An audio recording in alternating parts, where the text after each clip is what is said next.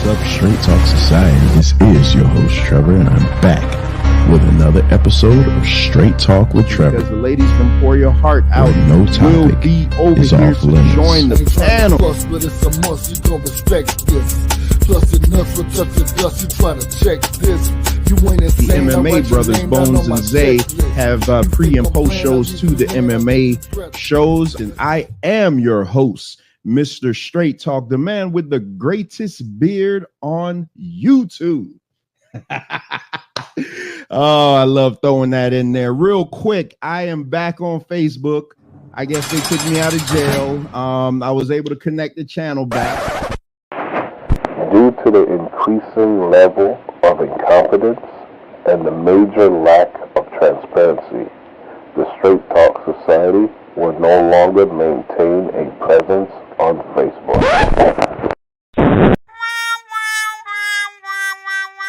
Make sure and hit that like, share, and subscribe button. Man Talk Monday. This is the flagship show of the Straight Talk Society. This is the show that you're going to get all your, drama topics.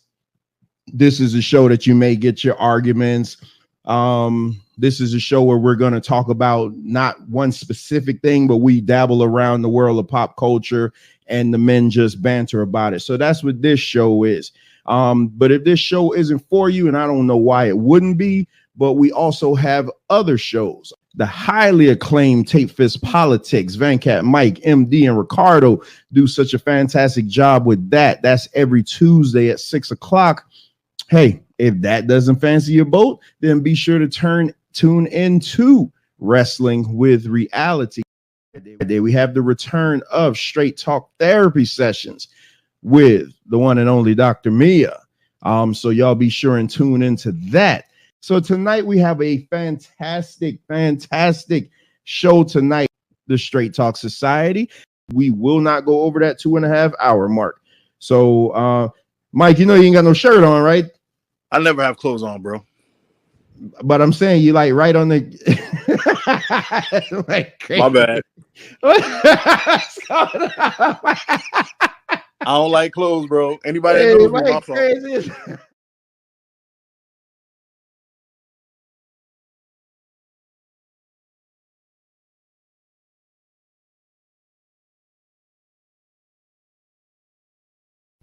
Promotional consideration paid for by the following.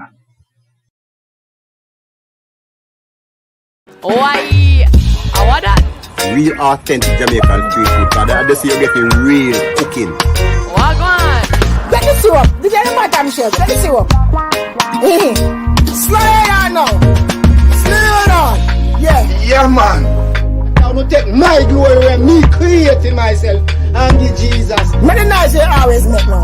But the nice guy don't want to work for you like a dead dog. Make the nice. Monkeys. Yeah, them place how we eat. And that's where you get the real flavor of the island. Mega mash up this food, Huh? We can make a dinner for people. A big dinner for like a whole family.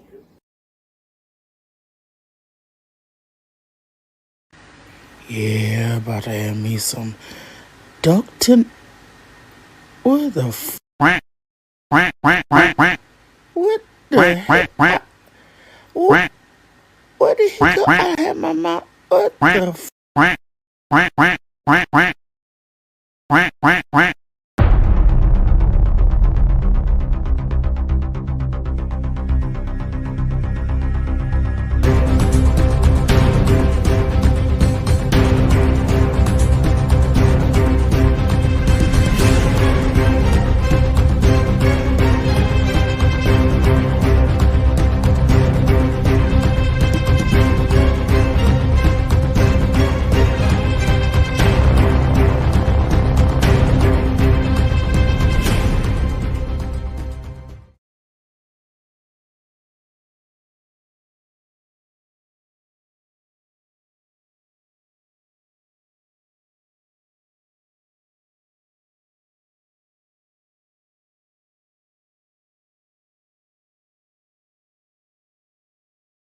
Do you really believe that garbage? It's not about believing, it's a matter of fact. So you believe.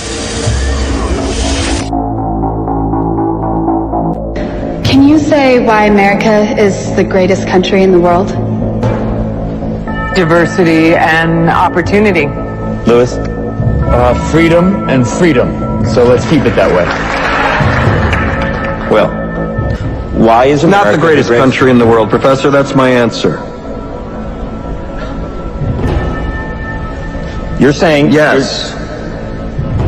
Let's talk about share a straight face. You're going to tell students that America is so star-spangled awesome that we're the only ones in the world who have freedom? Canada has freedom. Japan has freedom.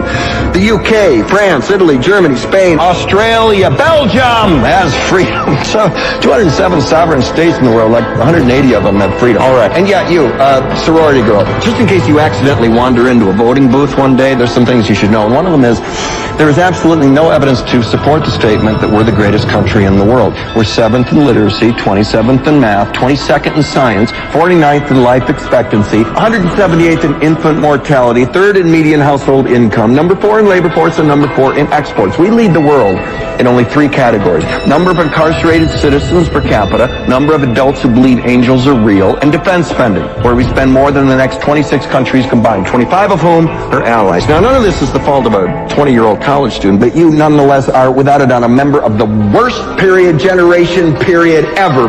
So when you ask what makes us the greatest country in the world, sure used to be. We stood up for what was right.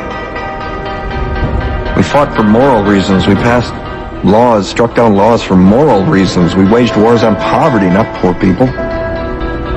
We sacrificed. We cared about our neighbors. We put our money where our mouths were, and we never beat our chest. We built great big things, made ungodly technological advances, explored the universe, cured disease, and we cultivated the world's greatest artists and the world's greatest economy. We reached for the stars, acted like men. We aspired to intelligence. We didn't belittle it. It didn't make us feel inferior. We didn't identify ourselves by who we voted for in the last election, and we didn't scare so easy. We were able to be all these things and do all these things because we were informed by great men who were revered. First step in solving any problem is recognizing there is one. America is not the greatest country in the world anymore.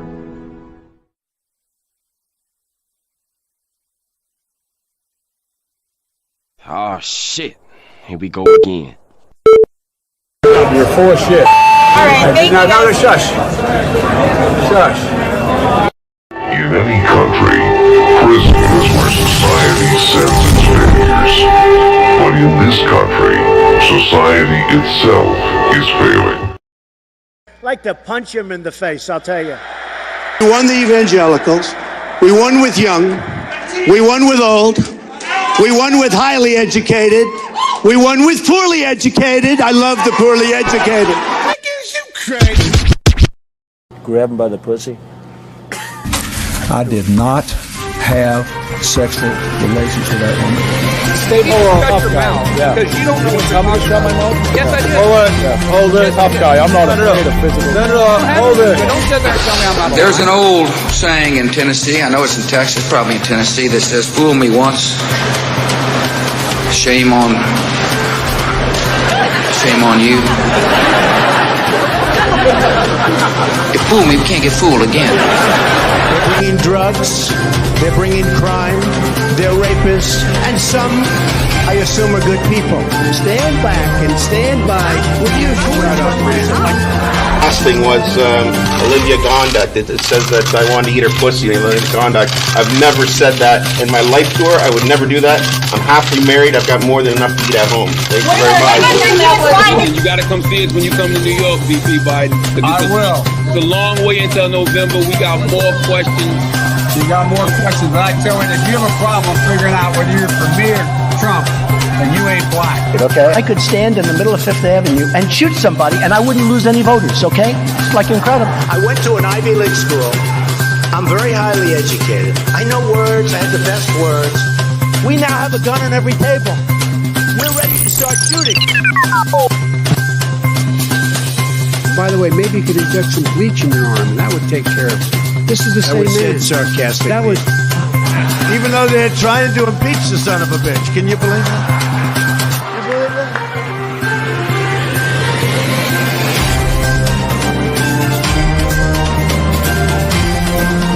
That's enough. Put down the mic. Mr. President, are you worried about indictments coming down in this investigation? Punch him in the face, I'll tell you. If I may ask Peter, one other ahead. question, are you worried? That's enough. That's enough. Mr. President, I was going to ask one other. I don't want reality. I'm asking the question: which one is better? That's exactly what it is. Got it on tape. What a stupid son of a bitch. I don't like words that hide the truth. I don't like words that conceal reality. I don't like euphemisms or euphemistic language. And American English is loaded with euphemisms because Americans have a lot of trouble dealing with reality. Americans have trouble facing the truth. So they invent a kind of a soft language to protect themselves from it. And it gets worse with every generation. For some reason, it just keeps getting worse. How stupid are these politicians to allow this to happen?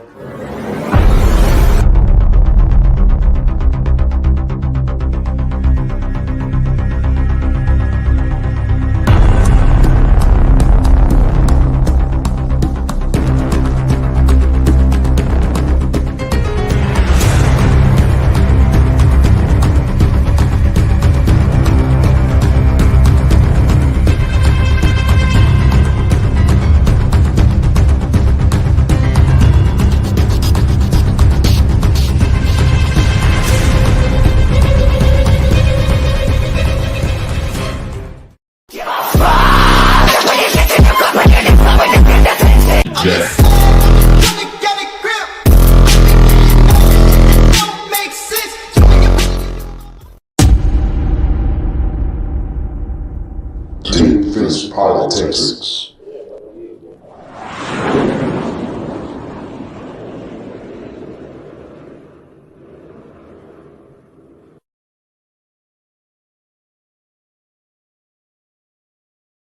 All right. Good evening, everyone.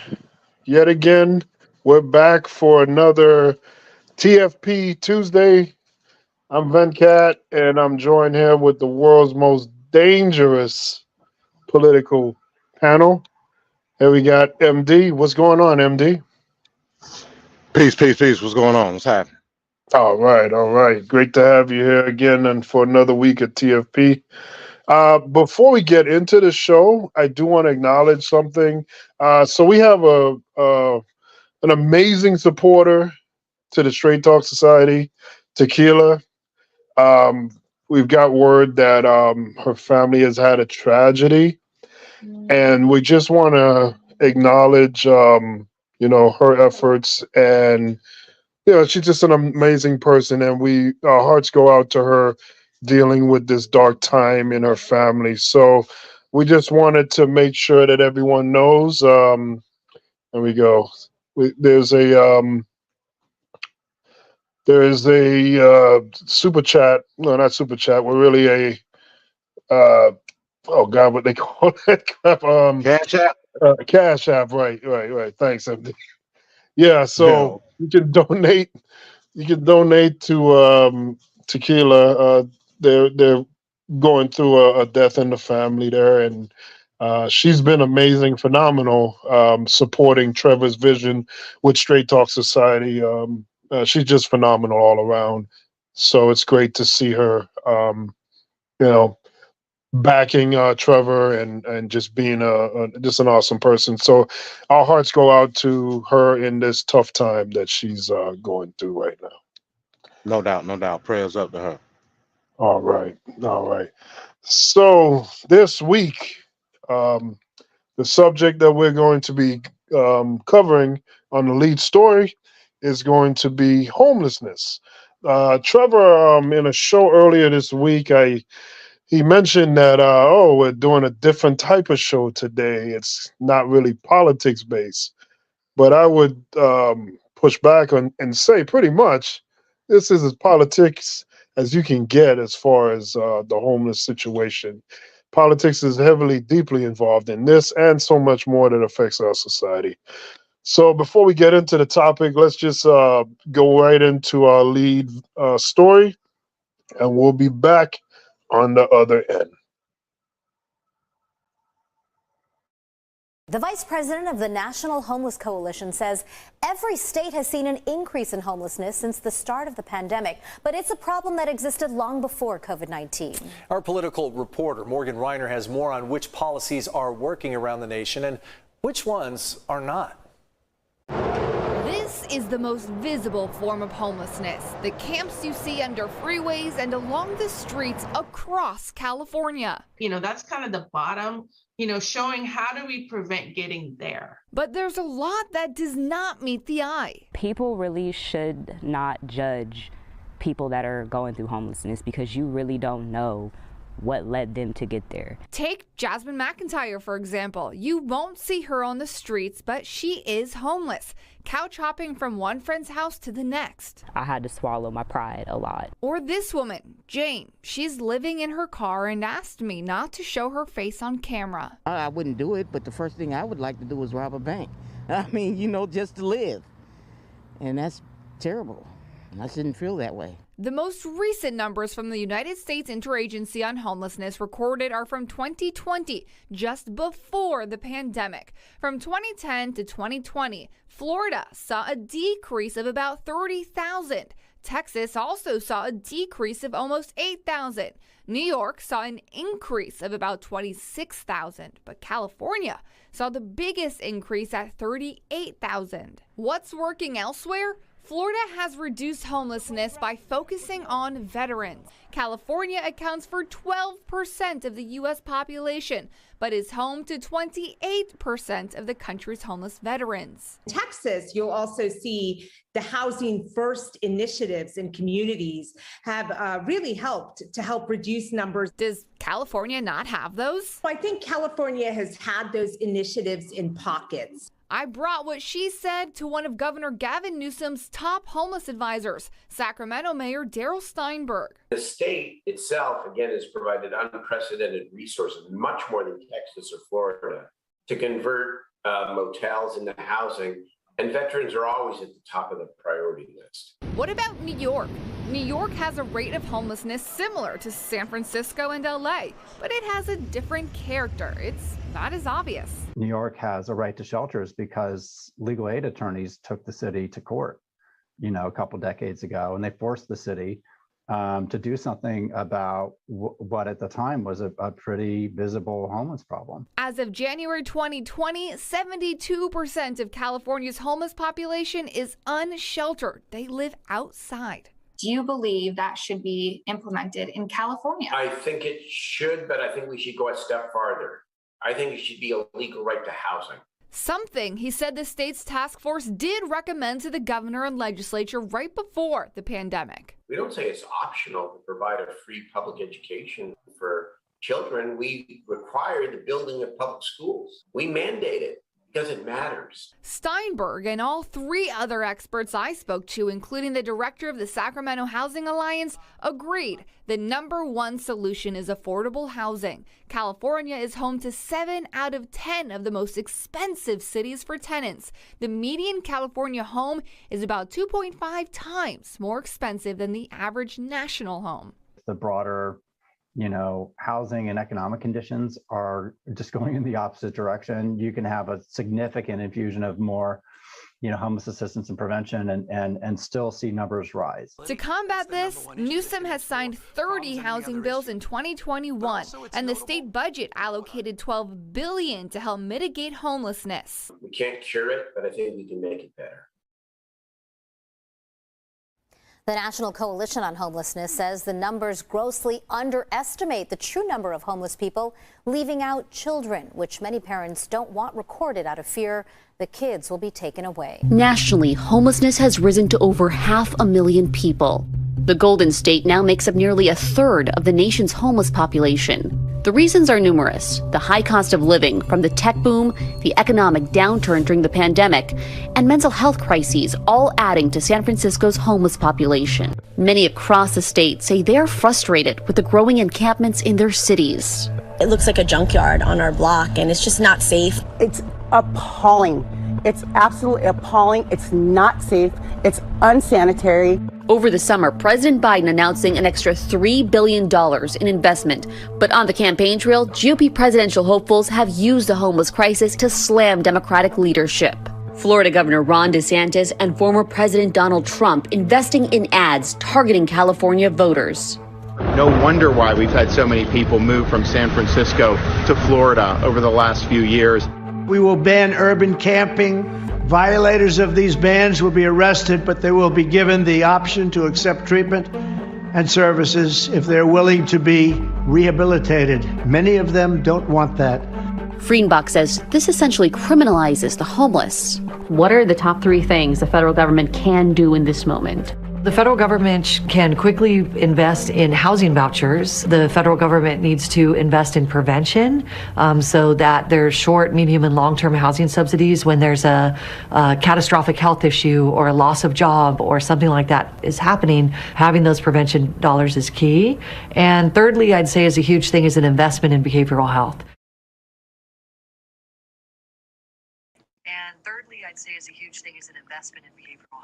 All right, so this is the lead story, homelessness, and we'd like to welcome Ricardo to the panel. What's up, Ricardo? What's up, everybody? What's up? What's up? All right. So I'd like to start with MD. We'll get MD's take, and then we'll go into Ricardo. All right, so we're talking about the homeless situation in the United States. Right. So a couple of facts that you can't deny. A large part, and this is the dichotomy of the demographics on in which we live, but it's undeniable. The simple fact that you have the epidemic of homelessness in what we would consider quote unquote democratic cities tells the story of the disinterest. I'm not necessarily the disinterest, but the indifference of how we view society in terms of where we live. I can't speak for West Palm Beach or any other city in South Florida, but I know in a lot of the major cities in the South, a lot of major cities like New York, Chicago, LA, San Francisco, this and that, there's a disproportionate aspect of how we view housing regulation. A big reason why I don't rock with the Democratic Party is how they view certain allocation of living in these cities. For instance, one of the reasons why I talk the way I talk about the Democratic Party is the way that they do zoning laws. Anybody know what a zoning law is? A zoning law is essentially regulation on residential property on and how it's invested, allocated, distributed, so on and so forth. A lot of the problems that we see in major democratic cities is the number one reason behind it is zoning. We're zoning condos left and right, giving regulation, giving subsidies to high rises and condos and apartment complexes that at the end of the day, they're simply not affordable. And we're seeing less and less of affordable housing being constituted within these zoning laws. Fun fact, under Joe Biden, we've had the least amount of affordable housing being distributed under zoning laws in the United States. That's just what it is. I mean, you could take your political ideology out of it. That's just a fact. We're seeing less and less of affordable housing, more and more of quote unquote poverty regulations in these same cities. The problem with that is it's a revolving door. A lot of these people get short-term subsidies via services, short-term housing, this and that, but they just end up right back in the position of homelessness because we're not giving them services to adequate themselves within the society in which they live. Or on the Republican side, we just tell them, hey, just get the hell out the city and go somewhere where you can afford to live. You know what I'm saying? We got now up under Republican rule, basic poverty and homelessness is being criminalized, where they're taking away tent cities, they're taking away certain social service nets, i.e., TANF, food stamp, this and that, and thinking that'll be a solution on the right wing side. It's not. The fact of the matter is, we have to understand from a social aspect, and this is coming from me, and I ain't even a left wing guy. We have to understand in order to get rid of homelessness, we have to put these people in position to be able to afford to live. How do you do that? You bring privatized companies in that can eat off these regulations, these zoning laws that the rest of these big wig contractors are. You have to have parity when it comes to housing construction. If you're gonna put up a $2,500 apartment complex, through parity, you got to put up $1,000 apartment complex, because you have to take into consideration your population. Also, what that will do, contrary to popular belief, it will actually add to the tax benefit of that city. San Francisco, I saw a report. San Francisco last year spent $500 million on the homelessness problem in San Francisco. Yet they got one of the biggest, still to this day, homeless populations in the country. Why is that?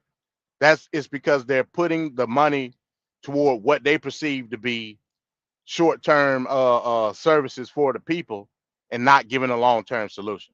So they spending dollar after dollar after dollar on a revolving door instead of making it a governmental priority to put permanent housing in place within the city.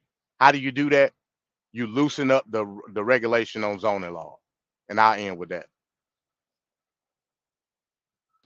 Okay, MD. A lot of what you said, I can understand, and I can agree with a lot of what you said. You made some valid, really good points. Um, Ricardo, your point of view on this? All right, so I'm just gonna probably be on the opposite side of this. I just wanted, I mean, I agree with some of the points that you've made, MD, in terms of the zoning laws being a major issue in certain cities. What I would push back on, though, is that even though you have it being or pertaining to homelessness being a large issue in the Democratic major cities, I would say homelessness affects every single American citizen, not just the Democratic cities. It's also affecting the Republican cities as well, if we want to put it into that context of like the political side.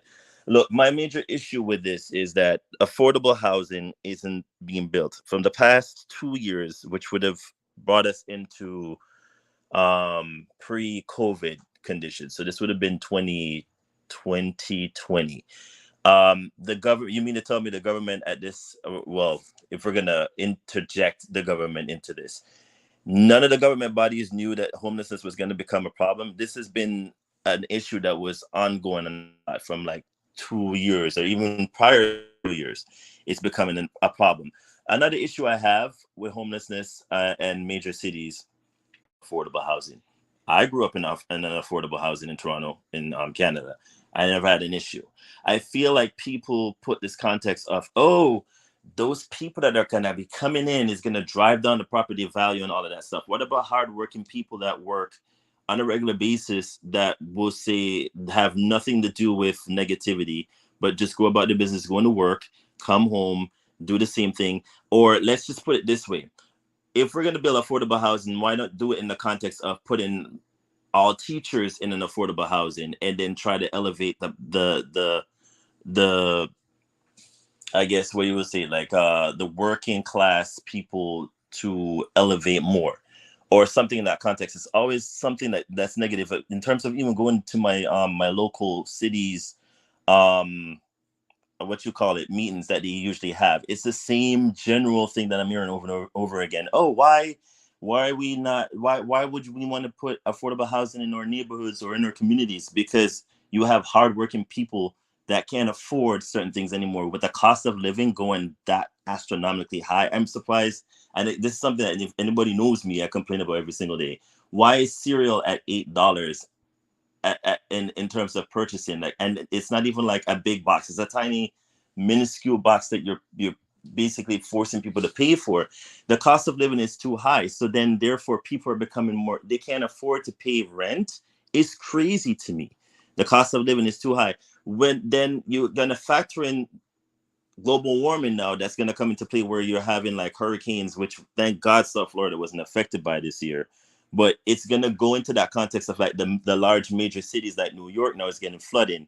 What happened to people who live in basements that are getting flooded out? Then they're going to become homeless. So then how do we solve that issue? We've been hearing for years from, what's that guy's name that did that whole global warming thing, Al Gore, that global warming was eventually going to catch up to us. Here we are. So that's a major driver to homelessness. Then you're gonna think about, Inconvenient truth. there you go, that That- movie.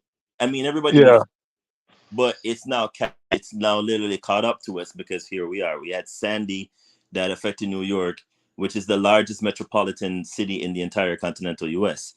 If it continues, then you have Houston, which is not too far behind, and then you have, so these major cities are going to be affected by global warming, which is going to cause the homelessness issue to arise. My major problem now is, what are we going to be doing about this? This is not just a Democratic issue. This is everybody's issue, because sooner rather than later, we're going to hear complaints from people from all sides, whether or not they want people who they deemed to be qualified people to be living in their neighborhood or communities, or the homeless people that are like, oh, coming out of the left field, probably like the immigrants or the whatnot. So then in terms of my major gripe has always been, what do we do about the issue? How do we solve it?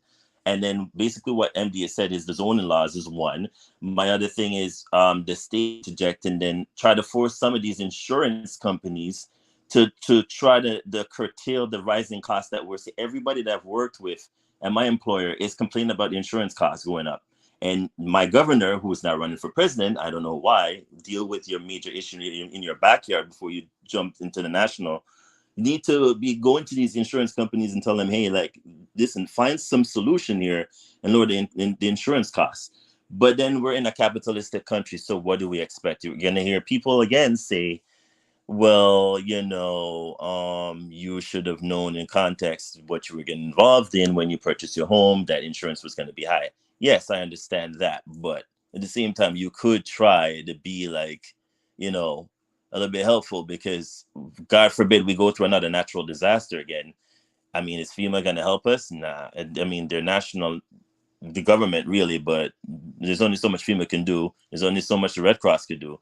How do we solve this? Like, this is the problem that I'm having, is that I'm hearing it's always it's a Democratic thing. No, it's everybody. It's where I would say all parties matter here, because this is a national issue. Homelessness is not going anywhere. It seems to be escalating more and more each and every year since or during or pre-COVID. We're now post-COVID, and it's still a problem. So how do we fix this? This is where I need everyone to now collectively in their brain cells and whatnot come together here and say, well, do we then go to our local leaders, which they can barely do that much? Then do we then go to our elected officials who are just sitting there wasting time doing God he knows what? Or then do we go to the president who, MD mentioned, nothing has been done under his banner so far? So then do we then take this to the next election in cycle, and then nothing is being done? So how do we curtail or fix this issue that's homelessness? I would love to know. Hey, let me ask y'all a question. In Florida, is it required for y'all to have homeowners insurance? Yeah, yes. Of course. Yeah. You know that's unconstitutional, right? No, I'm being serious. Well, Aren't Republicans supposed to be all about the Constitution? Because Republicans are running this Hey, state. hey, again, that's Tweedledee, Tweedledum. I mean, you pick from the one. But I'm saying it's unconstitutional because you got something called house and home in terms of regulation, right? As a and you could put it in the castle doctrine if you want to, but under house and home, I'm just speaking simply on Georgia. Under house and home, there's no your house can't move. It ain't like the movie Up. You can't fly around in your house, right? There, Exactly. there's no um liability to anybody else's property versus your property. Different with a car. I would argue that having insurance on a car is legal based on the fact that you can affect somebody else's personal property based off that. You can't do it with a house. Right. Therefore, homeowners insurance is technically unconstitutional. Now, it's up to you if you want to hell somebody come and try to play arsonist and blow up your house or steal like that. That's up to you. But technically, you don't have to have homeowners insurance because you're not affecting anybody else's property. Second thing, I'll say real quick before you go, Venkat. That's why it's important to look at zoning laws in these particular cities. And we all know they put up condos left and right. Another question: are those condos from a wholesale aspect? Are those condos rent or own? That's a trick question. I think they're both because you have a lot of people who They're both because people buy them, right, and then they rent them out. Right. right, Right. but some of these people that are buying them are people who live overseas that come here and then do like, oh, I'm going to do a vacation thing. And Yep, that's very I agree. problematic too. Yeah, I agree. I'm not gonna argue about that. But the reason people put the argument of property tax or the equity in their home is based on that. The problem is parity. You have to have parity in order to equal out the equity of property. The issue is through zoning laws, when these contractors come in and build these multi-story units and basing it off of house equity and not rental property, that's the issue. That's why you can't and I'm talking from a capitalist aspect. If I'm building a damn, is somebody calling me? Yeah. If yeah, can you hear me? Yeah, we got you, Am MD. I We still hear you. there? I'm Yeah, sorry. we can hear you. hear you. Okay, if I'm building a condo and I'm putting them up for mortgages, and next to my condo is an apartment complex that's affordable housing, technically the worth of my property is going to go down based off of that. From a capitalist aspect, the issue is we have to have more to equal out what's going on with parity in terms of property taxes, equity in property, so on and so forth. That's the issue we having. That's why you got to drive for gentrification, pushing out certain demographics, so on and so forth. That's not going to come from federal funding. That's not going to come from a federal mandate.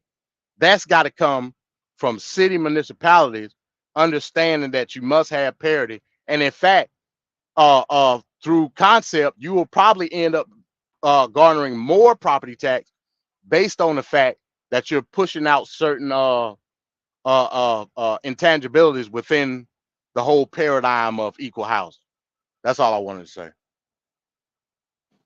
No, great points there too, MD.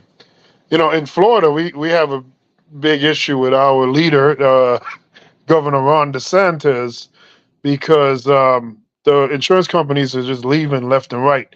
Major insurance companies, and they're pretty much saying, "Hey, Florida is a hotbed for hurricanes and all kinds of disasters, and we're not going to spend the money." So Ron DeSantis is running for president while you have this big disaster of a situation going on in the background, and he's not dealing with it. There's things that he could do, but they're not really focused on it. So a lot of insurers are leaving the state, and it's costing homeowners even more.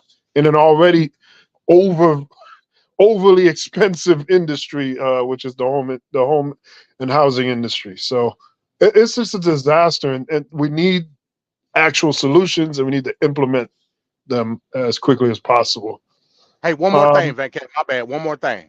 Yeah, go ahead. I saw in the comments, Trevor said, "Well, my mortgage is cheaper than my rent." Here's the issue as far as the homeless aspect. I can almost guarantee people that are homeless, that are in a situation with low income, probably don't have the credit to get mortgages. So, there's that too. In my opinion, in my libertarian mind, why in the hell should I have to show you my credit history to lay Right, my head somewhere? right, right. I 100% agree with that. Yep, I agree with So, that. so that's my pushback on what Trevor said. Okay, so I want to show another short video here, dealing with how we try to shame or stigmatize homeless people. This is coming from Fox News, Jesse Waters. We'll be right back. Let's take a look at this video. Homelessness isn't about lack of affordable housing. It's about drug addicts that want to wander around and live in tents on the sidewalk. And so you can't coddle antisocial behavior. You can't subsidize antisocial behavior. You have to stigmatize it. You can't celebrate people with purple hair, with nose rings, 4 kids with 4 different men who are dressed like trash and make them out to be some sort of cutting edge heroes. You have to call them what they are. These are people that have failed in life and they're on their deathbed. Here are some statistics. Once upon a time, mass homelessness did not exist in the United States. The phenomenon, as we now know as homelessness, pervasive, unremarkable, seemingly intractable, arose in the 1980s. In 1970, the US had a surplus of 300,000 affordable rental homes under President Reagan, my guy. Federal spending on low-income housing plummeted from 32 billion to 7 billion. Affordable units evaporated, and with them, many of the legal safeguards allowing poor tenants to stay in the relative few that remained. And meanwhile, from 1985 to 2020, rent prices increased from 149%, while income grew just 35%. And that simple math will prove to you that it is impossible to afford to pay rent. Rent prices have increased about 4 times faster. Here's a chart that shows that. Wow. That huge gap is unsustainable, especially if it keeps growing at slopes that are that disparate. Now, maybe it's catching up. That last little bit seemed like it's they're kind of going hand in hand, but until that gap starts to shrink, we can't get back to the thing that everybody told you. They told you that you pay 1/3 of your income on rent, it's gonna be fine, but people aren't doing that anymore. It's not possible. Yeah. And a reason that's the problem, Jesse, Wessie, is because developers do come in and bulldoze that area. And what they build after that is not a solution. It's not housing for the people whose places to live just got bulldozed. It's high rises. It's really expensive housing. And I'll spot you. Like, there's Democratic voters in Los Angeles who are all about it. Yep. And that's the problem. And here. All right, so interesting video there. First of all, if being ignorant was a person, Jesse Waters just using every stereotype under the blue moon. But some interesting statistics that were showing the housing costs going up 149%, while people's actual income only went up about 35% over the decades. So that right there is very problematic, and you can see why we're facing the kind of issues that we are facing. Any thoughts on this before we go on? Go ahead, Ricardo. I can't even. I'm trying to control my enragement here, but I'm gonna try to do it in a very subtly, very nice, common way. When you see or hear, and this is my issue, and I just mentioned it a moment ago before this segment piece came up, is the negative connotation that you hear when it comes to working class or when it comes to people who are in a position of about to be homeless, or rather are about to be homeless, or is basically homeless. The problem that I have is the negative connotation. Not everybody that becomes homeless or is homeless are drug dealers or addicts or prostitutes, or rather, it's regular people like you Or and I, have green hair. or your color here. They're regular people like you and I who get up every day, go to work, come home from work, and have to deal with. And yes, you have people who have multiple kids, probably one, probably two, probably by different variables of or distribution of spouses here and there. That's neither here or there. That's not the. And yes, maybe for some people it might be a problem, but what about people that are nuclear family who are still homeless and are trying their hardest to try to prevent themselves from being homeless, but then are in a precarious position? You're gonna call them a regular Joe Schmo, a drug dealer, and like, are you kidding me right now? This is the thought process that people have. I mean, they need to grow up. Do you not listen, or do you not see other countries that the same thing is applicable? Like I mentioned, I grew up in an affordable housing development. Well, I wouldn't say development, but an apartment building in Toronto. I grew up fine. There was nothing wrong with me. I went to school like every other student kid would, and turned out fine. I think this negative thing is something that I need people to get out of their mind or time frame. And mind you, the city that I grew up in is, yes, probably more leaning on conservative / liberal-ish type of political spectrum. With that being stated, it was more social. I mean, growing up in Canada, you deal with socialism more so than here. But I would argue the point, because you have 400 million people compared to like 30 million people. There's a uneven distribution there. But with that being stated, again, the negative connotation, can we move forward past that? Because this has always been my problem with people. I've heard it over and over again. It's like, oh, but that person over here is certain. No, they're regular people that become homeless, who have nuclear families, who don't commit crimes, who have it hard. The price of rent is going astronomically high. It's actually moved past the needle since the pandemic, and it keeps increasing, and nothing is being done. Not a damn thing. It's gonna probably become an election issue. I can guarantee you that, because again, when homeless people come into play here, you're gonna get arguments from people saying, "Oh, I don't want them here," or "Oh, they're gonna be a problem," or "Oh, there's gonna be nice," and "Oh, they make the property value go down." But then nobody speaks of how do we call the issue, and that's again the same thing I keep bringing up. What are we gonna do about it? Because there's only so much lipstick on the pig you can put on before it starts spiraling out of control. And this is not gonna be just a Democratic issue; it's gonna become a Republican issue as well.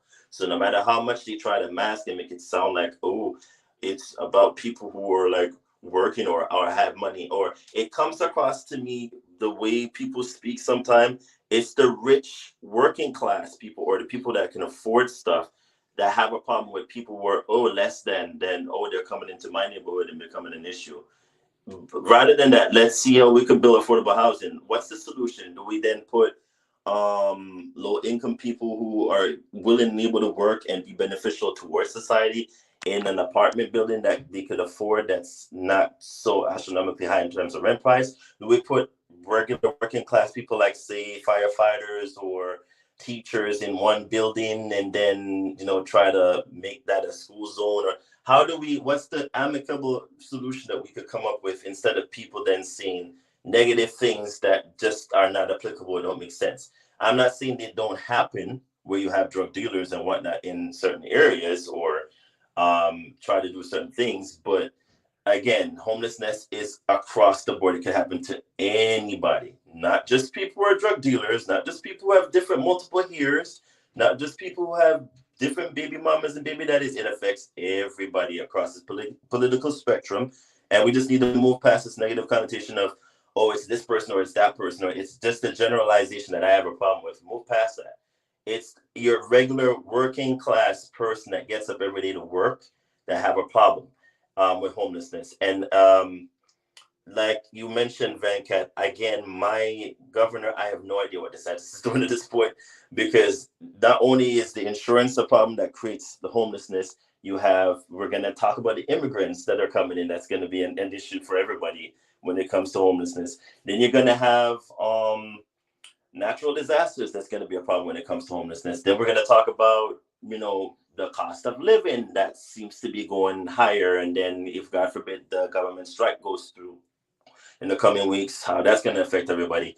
So there's a number of variable factors that's creating homelessness across this country, and yet we are not seeming to bring any solutionable, if that's even a word here, way of curbing or curtailing the homelessness that we're facing. And especially in Florida, where it's a red state, I am very deeply surprised that it's not more higher than it's supposed to be. But that's going to be coming into play too, because even though the illegal immigrants, as they call them in the conservative groups, is going up north, don't forget that South Florida is a gateway when it comes to Latin American people coming through. So don't you think that's going to be a problem too at some point?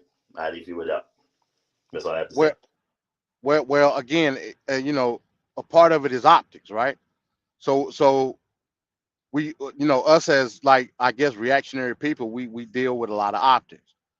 We deal with Skid Row and Kensington and Philadelphia and Tent City here in Atlanta, blah, blah, blah. We go off of what we see, not knowing the true acumen of the reality of it, right? When we talk about places like Skid Row and Kensington and all of that, we see, and we've seen the videos in Philadelphia, people leaning and doing all that stuff out in the street. That's the optics that we see. So we base in our own minds that reality being the epitome of homelessness. We know it's not. You know what I'm saying? We look at Skid Row and we see people that just don't give a damn no more, and just lines and lines of tents. We know that's not the true culmination of what homelessness is in LA. You know what I'm saying? Like you said, it's the everyday people just struggling to make ends meet. You know what I'm saying? Getting up, going to work every day, feeding their family, blah, blah, blah. They just, throughout all of that, they can't afford to live anywhere.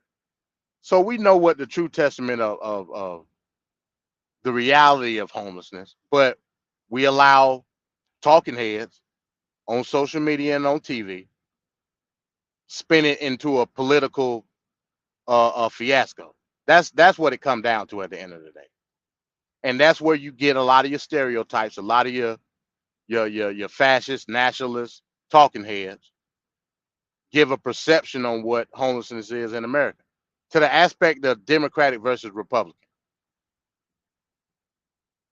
My opinion, the reason that the numbers are like that in Florida, because Republicans know how to hide a situation to their constituency. Republicans will just get you up out of there. You got gentrification and you got ultra gentrification. Gentrification in the sense of will provide a couple of crumbs of goods and services in a democratically led party, but it's going to be obvious that it's still a problem. Whereas in a Republican city, like, I don't know, let's say Houston, I guess you could put South Florida, any city in South Florida in there, they're going to get you up out of there. That's just what it is. You know what I'm saying? And not only are they going to get you up out of there, they're going to criminalize your poverty. That's the difference. Yep. You know what I'm saying? So the numbers are going to reflect that. It's going to be a falsehood, but the numbers are going to reflect it based on where you're at a particular time. In a democratically led city, you're going to be out on the street, being looked at as a distraught minority. In a Republican city, you ain't gonna be on the street because you're gonna be in a jail cell. That's the difference. Interesting. I mean, all right. So take a look at this. I found this here. This is a troubling situation that the planet is in right now. I mean, you got. Let me get this comment out of the way here. 1 second. All right. So half of the planet the wealth of half of the planet is owned by 62 people. and then the other half is everybody else. I mean, the homelessness is going to happen due to poverty, and if you have no economic opportunity, and if you don't, if you're working for less and less and less, and everything is costing more and more, I mean, you could see why things are so skewed. Yes, everything we talked about today are all elements of what is going on and what is causing the problem. But I agree with MD. You know, I think that you know, the whole thought process of, you know, if you're gonna make a place that's more expensive, then you should counter that with affordable places. I think that's good and everything, but this is something we can't really get past right here. This is very problematic, and a lot of problems are coming from this right here, in my assertion.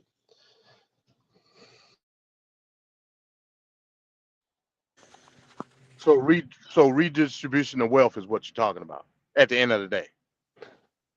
Well, I think, how do we get here? I think I don't know. I mean, you could say redistribution. I don't know, but so, clearly something is a foul. 62 people have half of the money in the world. Where are you going to go? That means that half of the world is pretty much working for crumbs from those 62 people. Those 62 people control pretty much everything.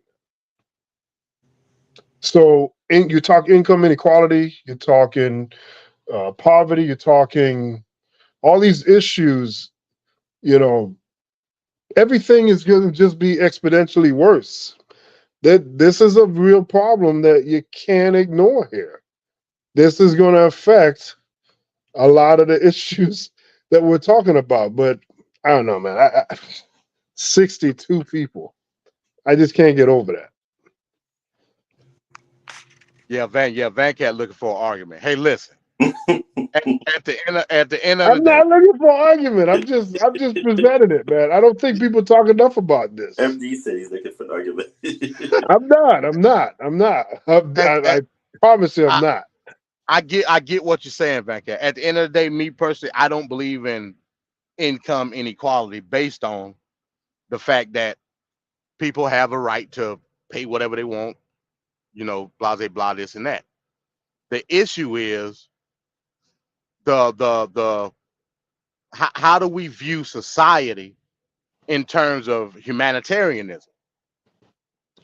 That's the issue that's where I come in with this whole basis of homelessness. I can't persecute the 1% and not have a solution for the 99. You know what I'm saying? If we're gonna talk about it in relative terms, I have to talk, and that goes back to your point where you said at the beginning of the show. All of this is political. All of it. When we talk about the aspect of how we view the society as a whole and how we make sure that everybody has the right to live, is the aspect where we come in with politics. Again, I say, and this is just my opinion, like I said in the beginning of the show, the number one reason for homelessness in America is zoning laws. Because we're giving a facade of a premium living within the social society in these major cities, we're taking away from the aspect of providing equal and not necessarily equal housing, but equal means of living to the unfortunate majority or the unfortunate few, however you want to look at it. If we go to these, like Ricardo was saying, go to these city council meetings, let it be known how individual property is being affected based on the fact that you have condos, you have houses, you have commercial buildings that are all being affected based on proximity. Then you could come up with a solution on how to redistribute land based off certain zoning regulations to adequate further acceleration of affordable housing. But because we don't look at it that way, because in the eyes of our mayors, our city councilmen, our aldermen, our CEOs, our COOs, we're looking at how can I basically market my city. Mm. You know what I'm saying? I got your point. Good marketing is we have businesses here, we got headquarters here, blah blah blah, this and that. We're going to give city regulations to contractors to provide premium housing for these people to come in and enlarge our city. Not taking into account that you also have a probably equal proportionate number of people that can't afford any of this. Those people fall by the wayside. But from a democratic aspect, we're allocating such and such amount of dollars for that. But it's a revolving door. All of us know that. Zoning laws are the key. And that's just what it is. But from a market aspect, it's going to be pushback. And that's where the fight's going to have to be. Now, sorry to interject, MD. Now, in terms of a solution, do you think that when you apply the zoning laws that you mentioned here, if, say, for instance, in a city that is, because in my city they're doing a number of constructions, one of the solutions that I think people could, or the council could do or bring up to these developers when they're doing their development is say, hey, if you want to be coming into our city to make these huge condos or housing developments or whatnot, why don't you just distribute probably 1 or 2% or maybe 5% towards affordable housing? To say, for instance, people who want to, it's crazy the way I'm trying to think of it. Instead of you making a big old play for the development, why don't you allow people to purchase a part of the apartment that would be going towards the affordable housing sector? And you know what I mean, in terms of like an amicable solution. Because if you have all these developers coming in, if we're going to do the zoning law, why not force them, is what I'm trying to say, force them to then apply affordable housing aspects towards these development? I think that would be a solution that they could bring to the table, instead of just making them come in, gentrifying the neighborhood, and then going about their way saying whatever, this and that. I think it's a fair solution where you could just force the developer to say, hey, listen, you're going to come into Coral Springs, you're going to come into North Lauderdale, you're going to come into whatnot, Tamarack, blah, blah, blah. If you're going to come in, you're going to actually have to put part of your pieces towards affordable housing. Let there be like 10% allocated towards in the building affordable housing, or to people who are working class, or it's something. Because I was speaking to a local councilman about this. I'm like, why are you guys not forcing these developers to come in? And they're like, oh, but it's a negative connotation to the word working class, or there's a negative connotation to affordable housing, or people will come in. But I'm like, that's where you're forcing them to do something that is going to be distribution-wise, of making the city a little bit more accessible. I'm feeling to get your point as for, like, are you making them dictate, or you're dictating to them?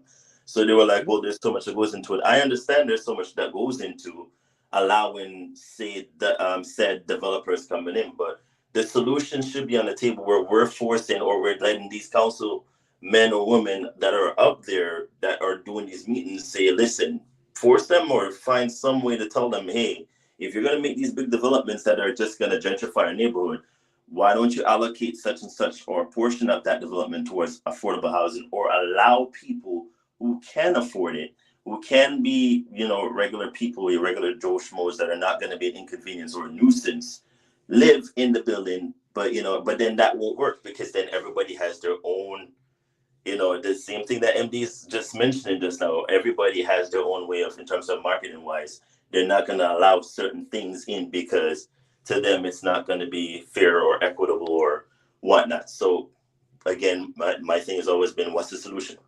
Because I could go into socialism part of this, but what's the solution? Well, that would make sense. That would make sense if we talk about all rental properties. But me and you both know that's usually not how it goes. Example: if I'm building a $5 million development and I'm putting most of the units are going to be mortgageable, and then 10-15% of them are going to be low income rental properties, what's going to happen to the property value of that development? You and I both know what's going to happen. That's why we have to zone more rental properties. That's just what it is. That's just what it is. Everybody can't mortgage. I don't own my home, I rent. So I mean, you got to start somewhere. And then what I'm saying is the parity has to be there between mortgages and rentals. It's got to be there. I agree with you. The issue is you got to find the sweet spot in averaging out the equity of these developments. That's what it's got to be figured out. But what happens? And I think a lot of people just lazy. They don't want to do it. You know what I'm saying? True. But then what about those people that consistently, like, when you talk to some people and you say to them, man, doesn't ever occur to you that you could probably like try to aim to get a house, someday, and they're like, nah, I'm comfortable where I'm at.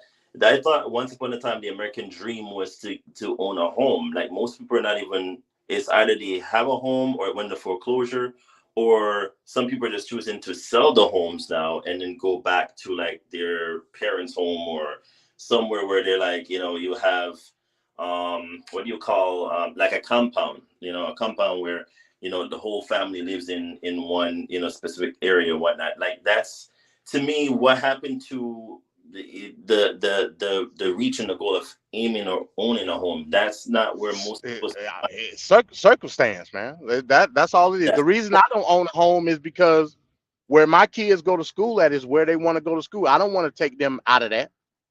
You know what I mean? Unfortunately, where they go to school, it's high as hell. You know what I'm saying? In terms of being able to get the capital to get the house. You know what I'm saying? Got you. So I mean I can go anywhere else in Georgia and go buy a house. You know what I'm saying? But I don't want to be in adherence to certain things from a personal aspect. Now that's just my personal testimony about that. I ain't saying it ain't possible. You know what I'm saying? I just don't want to spend the money at the end of the day. Let's just keep it real. You know what I'm saying? I like tricking on the weekend, so that's where my capital is at. But in any event, at least you said it. But in any event, again, that's not the circumstance of a lot of people. Probably the majority of people that live in the United States. You know what I'm saying? You got to take into consideration down payment, closing costs, location, blah blah blah. Ain't nobody got time for that. People just want to get up and go to work every day and get a check on Friday. Facts. So the aspect of owning a home is more of a long-term solution. But as of right now, people just need somewhere to stay.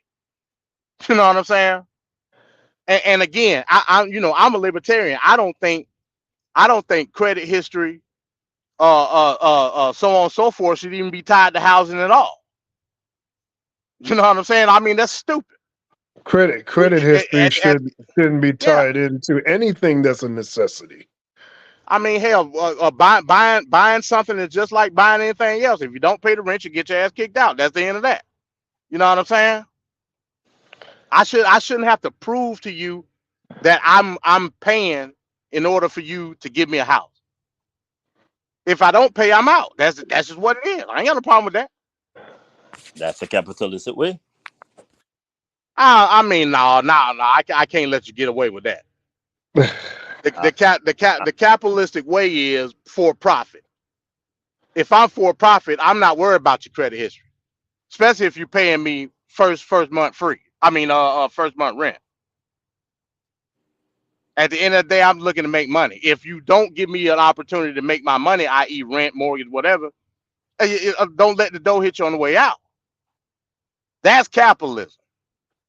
Credit history is based off a analytical subsection of capitalism. Just another way for another corporate entity to make money. You know what I'm saying? I don't agree with that. I don't agree with that at all. Experience can kiss my ass. Like, you know, it is what it is. I got you. All right. So pretty much we're saying the issue of homelessness needs to be fixed by means of only finding certain ways to set up, like with zoning and different bills and ways around legislation to fix homelessness. But the income inequality does not. The income inequality is not a aspect of it, or is not a part of it. Let's rewind back to the statistic. 35% increase of per people's income versus the housing costs going up 149%. So the income aspect is not the issue. I'm asking. I would say no. Again, when you're talking about a median income rate in a specific area, your goods and services have to reflect that. So I'm not going to blame it on income inequality. Like I said, I don't believe in income inequality first and foremost. You don't believe in it? No, I don't. Okay. I do believe in I guess you would say an inequitable way of resourcing services to people in a specific area. That's what I believe in, and housing is one of them. You know what I'm saying? How can you, if a median income is $50,000 in a particular area, yet the rent is $2,500? How can you justify that? You know what I'm saying? You just can't do it. Right. So what I'm saying is there has to, when it comes to goods, services, i.e., housing, healthcare, blah blah blah. All this stuff has to be relative to your populace. You know what I'm saying? In order for your municipality to be successful. That's the issue. Again, I keep going back to zoning laws. Zoning laws shows you the inequality within the goods and the services of a demographic of people. That's the issue. So on and so forth. And other things too, food desert, we can go on and on. You said food stamps? Food deserts. Oh. I thought you said Yeah. food stamps. No. I mean, hell, you can put that in there too if you want. Because hell, it's almost like Hunger Games to a lot of now. If we gonna make it relative to black people, talking about housing, it's like Hunger Games, just trying to get of course housing vouchers and damn yep. goods and services. You know what I'm saying? So Right. also take that into consideration. I mean, you got people on 4 and 5 year waiting lists for affordable housing. What type of shit is that? Yep. It's like winning a lottery. Yeah. Yeah. And yet in a lot of these cities they get millions upon millions of dollars for that. Where's the money going? So question for you, MD, do you believe in interjection in cases like these though? Because then sometimes most people don't want government interference. Do you think the government should interject and then start doing some kind of curtailment here, or what is your stance in terms of the government interjection in terms Well, in this aspect, I do believe in government interjection, but the government interjection has to lead to progressiveness. You know what I'm saying? Gotcha. It just can't be stagnation, and that's what it is right now. Of course, that's what it is. But who will be? It's always been that. But who's going to hold them accountable and monitor them while they do that? Because again, there's the possibility of them coming in and being corrupt. I mean, whether or not we want to admit it, they do have significant moments where they come in with good intention and see how the end result turns out to be. So I don't mind the government interjection here, but who is going to monitor and hold their feet to the fire and make them accountable in certain things? Would that be us, or is that a different body, a set of people that will do the same thing in terms of trying to, come up with a solution or some sort? That's my thing. Like, I don't mind the government interjection in certain things, but who is governing the government? That's always going to be a problem for me. Like, who is going to be watching them? Who's the watchdog here? Who's going to be holding them accountable when things go haywire, or when they do something and then say, oh, no. See, we came in and gave $15 million. So then what happened to the $15 million that you gave? Over time, is that just like one big check, or is that just 1 month or 2 months or 3 months of the year? Like, how does that work? That's always been my problem with the government. Who's watching them?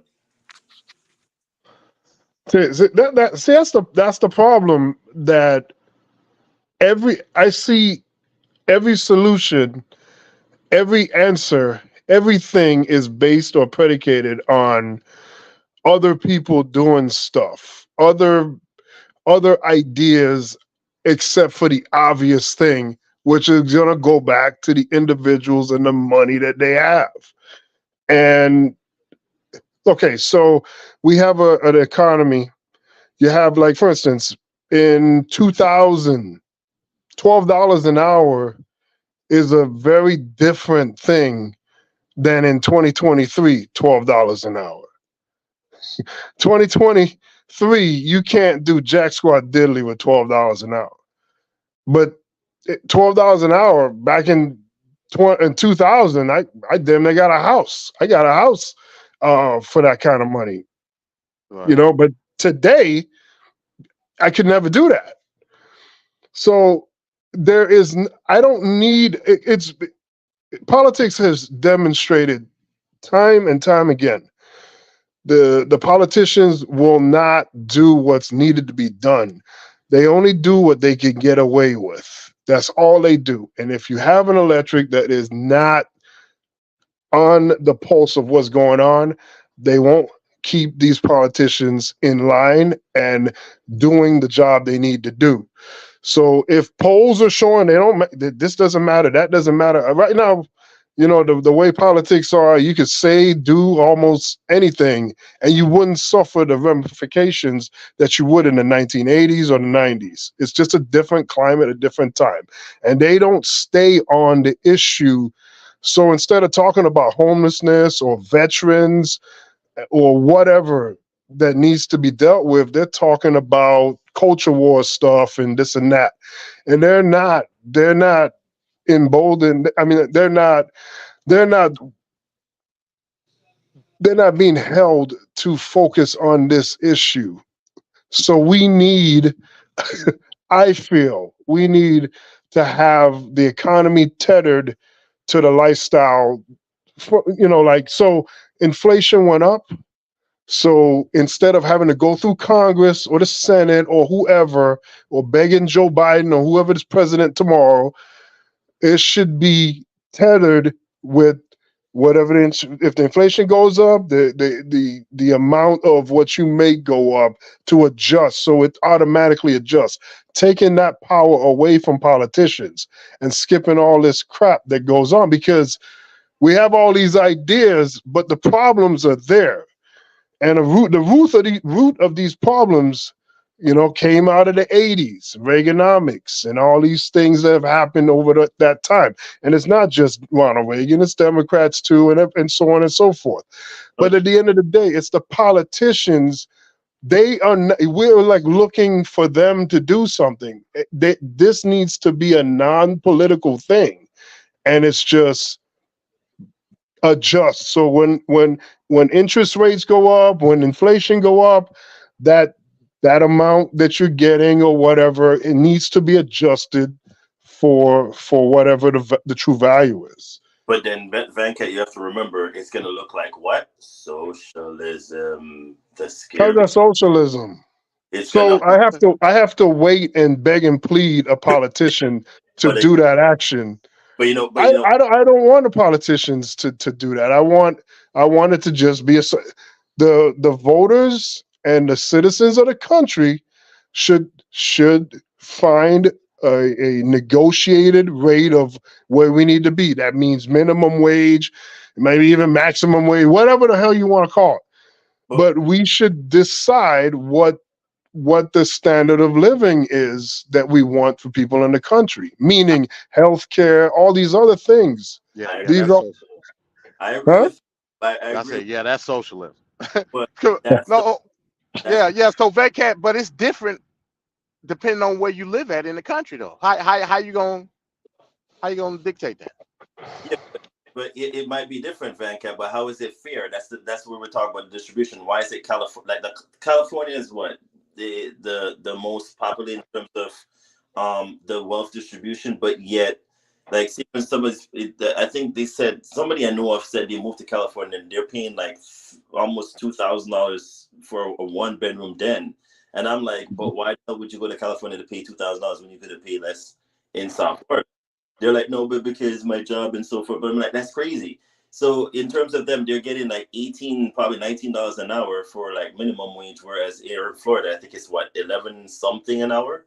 For Florida, which we know it's a red state. They're never going to raise that because again, it's socialism and it's this and it's that. So that's the problem is the parity. Where is it in terms of distribution? Hey Venkat, hey, you got to put that comment back up. That Maria G Which one? comment, not the one before this. Yeah, I can't rock with that. I can't rock with that at all. She said U.S. was founded on Christian principles. Yeah. Which gave us a high trust society. Nah, I can't do it.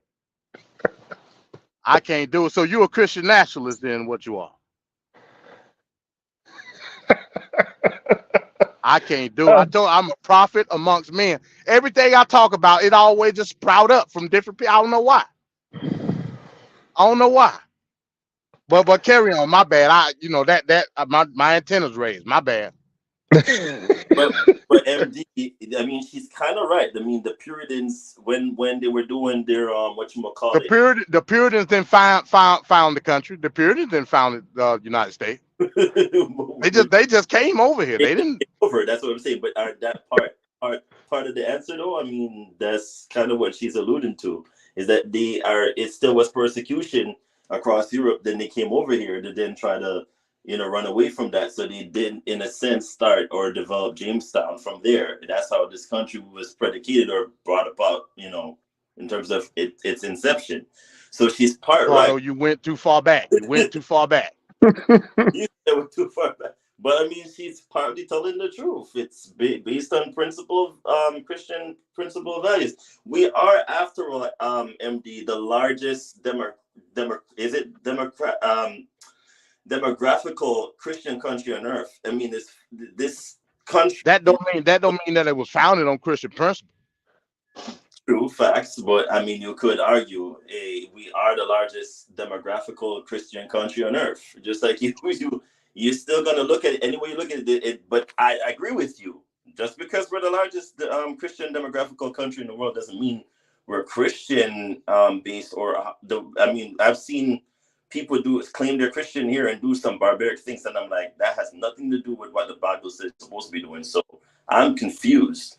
But then again, this is the same country that voted for a man that claims he grabbed women and so forth, and people are gonna vote for him. Because it's like you telling me to pick a porn star to become a Christian minister in church. That's like crazy to me. But then people don't think like how I think. So hey, this is the United States. That's what I'm saying. So, I mean, Murray G, you're not far off, but I will have to agree with MD too. But I mean, MD kind of is part right. There was persecution in Europe when the Puritans came over. So, didn't they find the country? Weren't the Puritans part Christian? I mean, you got to throw a bone. They didn't found the country. I can't let you go with that, Ricardo. I can't do it. I'm sorry. I just can't do it. All right. So let's this topic could go on forever because this is a very important topic, homelessness. And again, anybody can be a victim of homelessness. In America, not many in America have the ability to cover a $400 emergency in their checking account or in their savings account. So the struggle is definitely real, and it's not something to be taken lightly, because a lot of those people that are out there homeless, they didn't think they were going to be that way.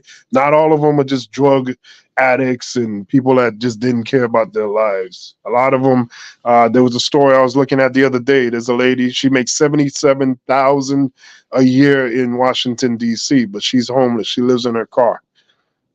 It's a real big issue, and I just wanted to give it some light tonight.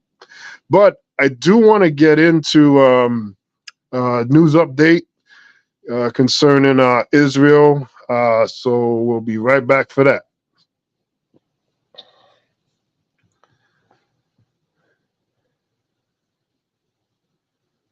Turning to the conflict in the Middle East now, Israeli forces have this morning admitted to an airstrike on a convoy of ambulances outside a hospital in Gaza as the leader of militant group Hezbollah speaks publicly for the first time. For more, 9 Europe correspondent Kari-Anne Greenbank is in Tel Aviv for us this morning. Kari, major developments today.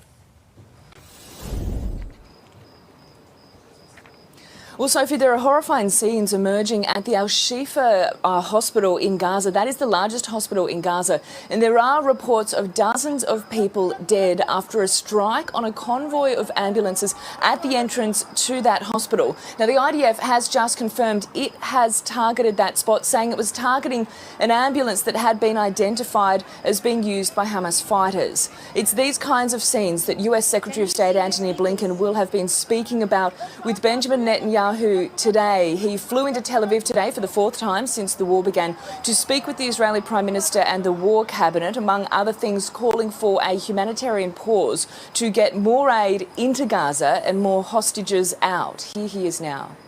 We remain relentlessly focused on securing the release of hostages. We believe that each of these efforts would be facilitated by humanitarian pauses, by arrangements on the ground that increase security for civilians and permit the more effective and sustained delivery of humanitarian assistance. Now, that much talked about speech by Hassan Nasrallah, the Hezbollah leader, it had been feared that he may declare war on Israel. He didn't, although he did say in his words, all options are open. Benjamin Netanyahu then responding by saying, don't test us, you'll pay dearly. The Israeli Prime Minister going on to reiterate that there will be no ceasefire in Gaza until all hostages have been released. In the Maghazi refugee camp, Hamas says another Israeli strike killed at least 38 people and injured 100 more.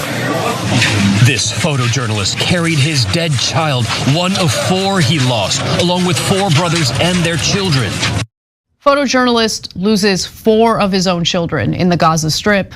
Unfortunately, that is not a rarity in the Gaza Strip these days. Entire families continue to be wiped out by IDF airstrikes in response to what happened in Israel on October 7th when Hamas carried out a terrorist attack. Now, Israel, of course, says that they're going after Hamas, but their military activity there, the aerial bombardments, which are relentless, show a pretty clear disregard for human life.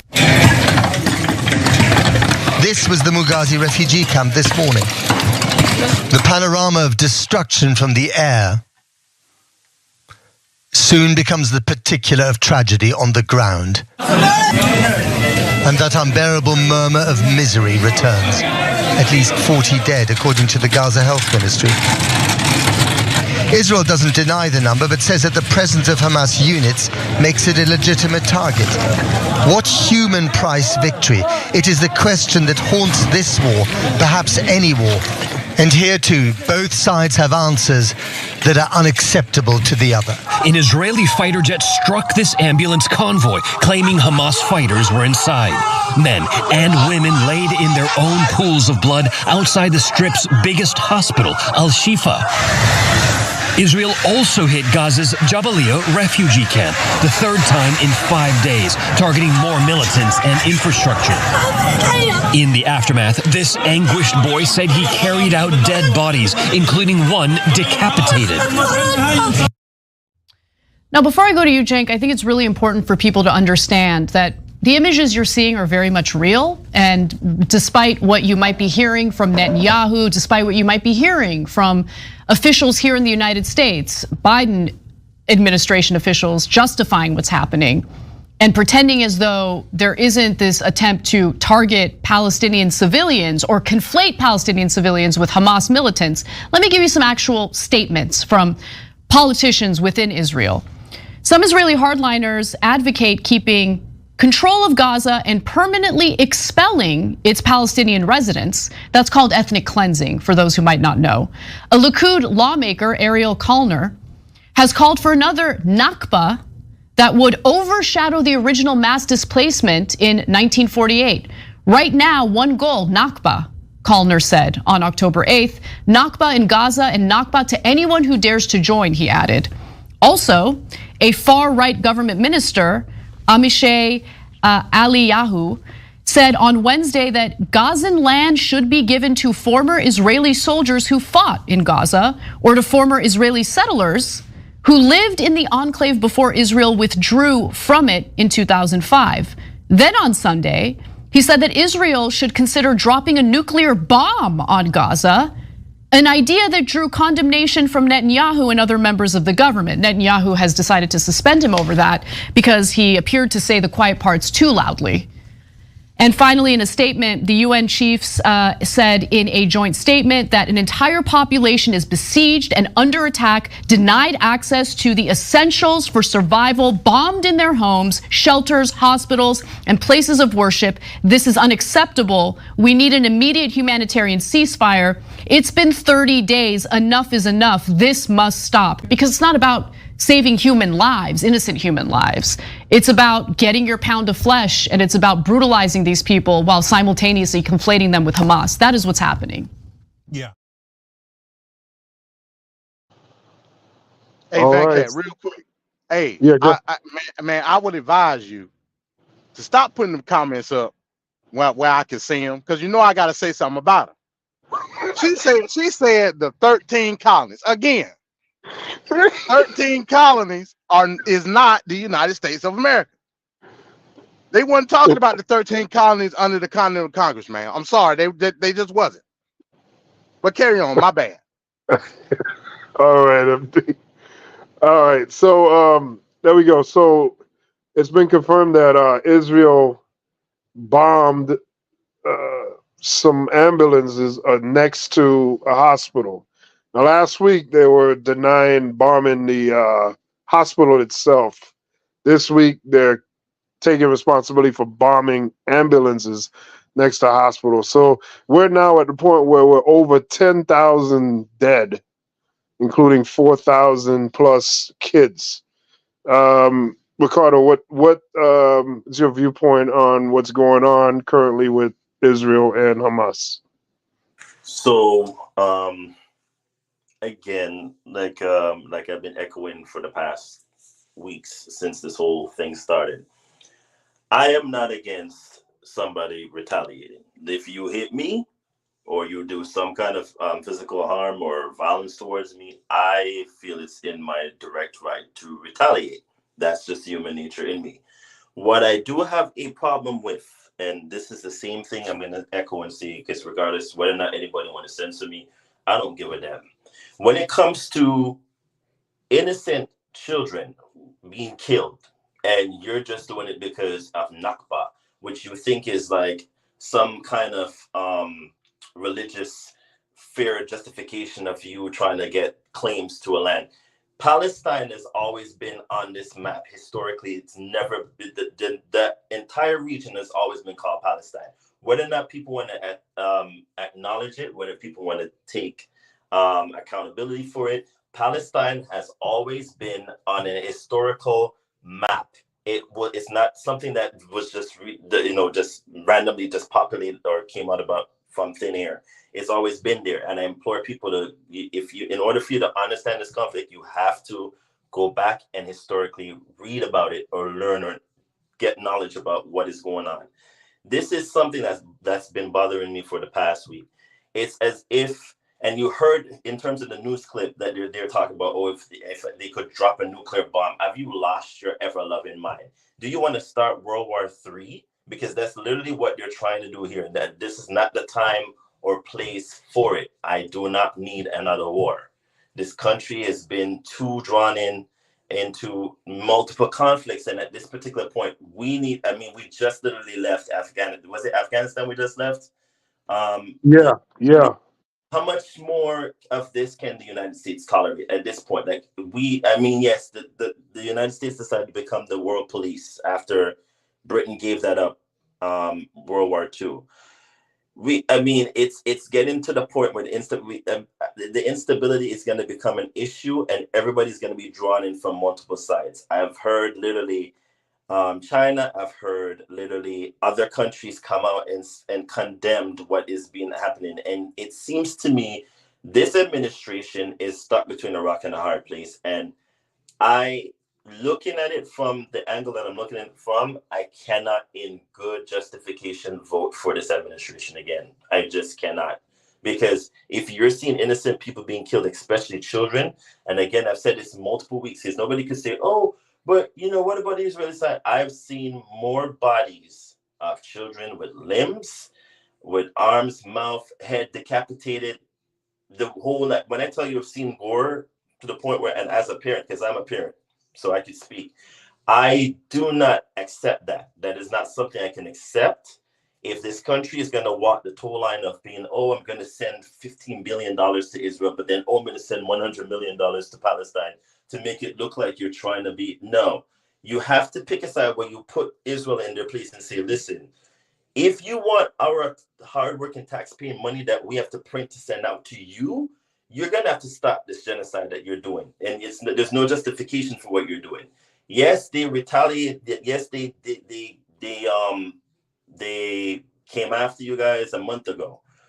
And we get it. Like I said, if you hit me, I'm going to hit you back. If you do this to me, I'm going to do it. It's human nature. But with that being said, that was a month ago. We're now going into another month, and now we're now trying to find ways to justify the killings. And then now we're saying one thing where we're like, we were beheading babies, and then we're saying, oh no, we didn't shoot the hospital, to now, we might have hit an ambulance that was close to the hospital. Get a grip, people. It's becoming like a never-ending twilight zone. Like, this is not acceptable. And I need Biden now, because it now seems to me the leader of this free country doesn't even speak that much anymore. So I don't know if they're putting a muffle on him or what it is, but I need him to now speak to Netanyahu and let him know, listen, pull the brakes now, because if I'm going to give you money from these taxpayers that now they're going to be voting for me in the next election, I need you to now put a stop to this.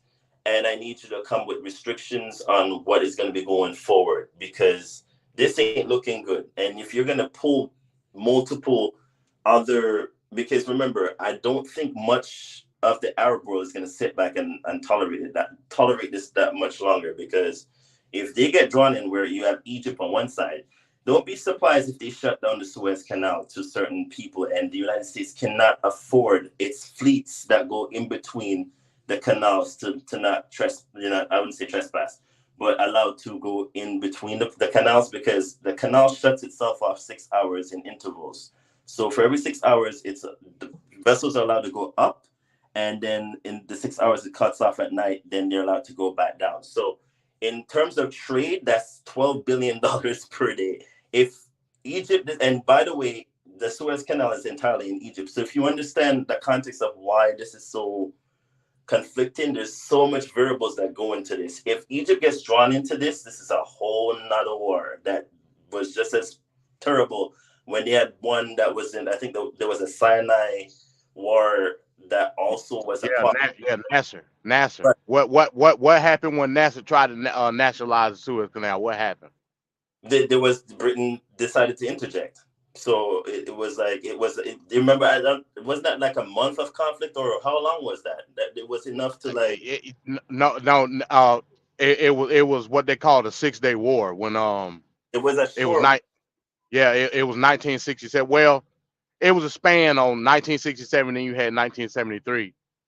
Nasser was part of that in 1967 when he tried to nationalize the Suez Canal, and then they entered the war with I believe it was Syria and Lebanon with Israel. They got totally destroyed, and they got punked out, and then that's when you had the Oslo Accords and all that happened. They got punked out is what happened. So I mean Sisi in Egypt, he in lockstep with the United States and Israel. He ain't got no problem right there. True, but then you have Yemen and the rest of them that are like winning the footsteps to try to come in. Like again, the Arab world is not gonna sit silently and watch. Jordan on the other side is like not gonna be putting up with this that much longer. I'm surprised they haven't come out and said something this week. So you have all of that. There's so much variables that's going on that again, it's becoming like this was well planned and staged out. I just don't know who. But I have an idea, but I don't want to say it out loud, kind of thing. I want my president to now say, listen, at this point, this has just gone on too far enough. Like, we need to put a stop to this. I've yet to hear him say something, and that's a little bit concerning to me. With that being stated, right now, I need our money to stay in our pockets. I don't want $15 billion to be going to Israel. Why are we sending billions of dollars to Israel? For what? Why are we sending it to there when we know what they're doing is not correct or is not right in the eyes because if they don't do it, the Republicans and Democrats are going to have to pay a price from the Jewish community. Because I need our citizens to now tell them, hey, listen, you're sending $15 billion to Israel, then you send how much $1 billion in terms of package to Ukraine, and like, when are you going to keep that money that you're sending outside of our borders? Could be better used to curtail the homeless issue that we're having here, as well as other variable things that we could fix. Why are we sending like the homelessness? It's not outside of our borders. It's not outside Israel. of Israel is a vassal state of the United States. We know that, but at the same Israel is just as American pie as the center of America. Oh boy, oh boy. I'm just being honest. Oh boy. But I'm just being. That don't make it right. I'm just being honest. But I'm just saying, we talked about homelessness. How much could that affect homelessness with all that money, man? No. Hey, when you God's chosen people, hell ain't no price. Oh man. No, but I will say, hey, I'm gonna be honest with y'all. I say a lot of stuff about Biden and blah blah blah, this and that. This right here, the casket has officially been shut on Biden's political career with this conflict, and I'm gonna tell you why. Biden, and I talked about this earlier on my show. Go check it out, MD's Thought Box. Biden, by no stretch of the imagination, is a progressive liberal. He just ain't. Me and you both know. He's not. He's not at all. He's a moderate at best. At best. He said moderate. But the visual or the trick bag was anybody but Trump. Now hear me out. I ain't advocating for Trump, so don't try me with that. When we talk about a lot of the policies that Biden has put into play, a lot of them, when it comes to the progressive populace, they looked at him side-eyed. When this happened October 7th, and the destruction that has followed in the hands of Israel, we're talking about over 10,000 people dead. Not Hamas soldiers, civilian people dead. The vast majority of them women and children.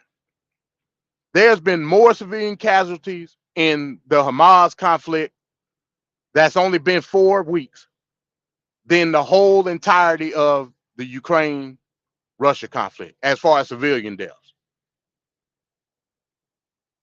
What's her name? Rashida Tlaib. They're now trying, I seen a report today. They now trying to censure her based off of the rhetoric that she's been presenting that's been pro-Palestine, saying that it's anti-Semitic. You ain't heard a peep from Joe Biden. He's lost the progressive vote is gone. It's gone. You can chalk it up as a loss. I just saw this weekend they held that pro-Palestine rally.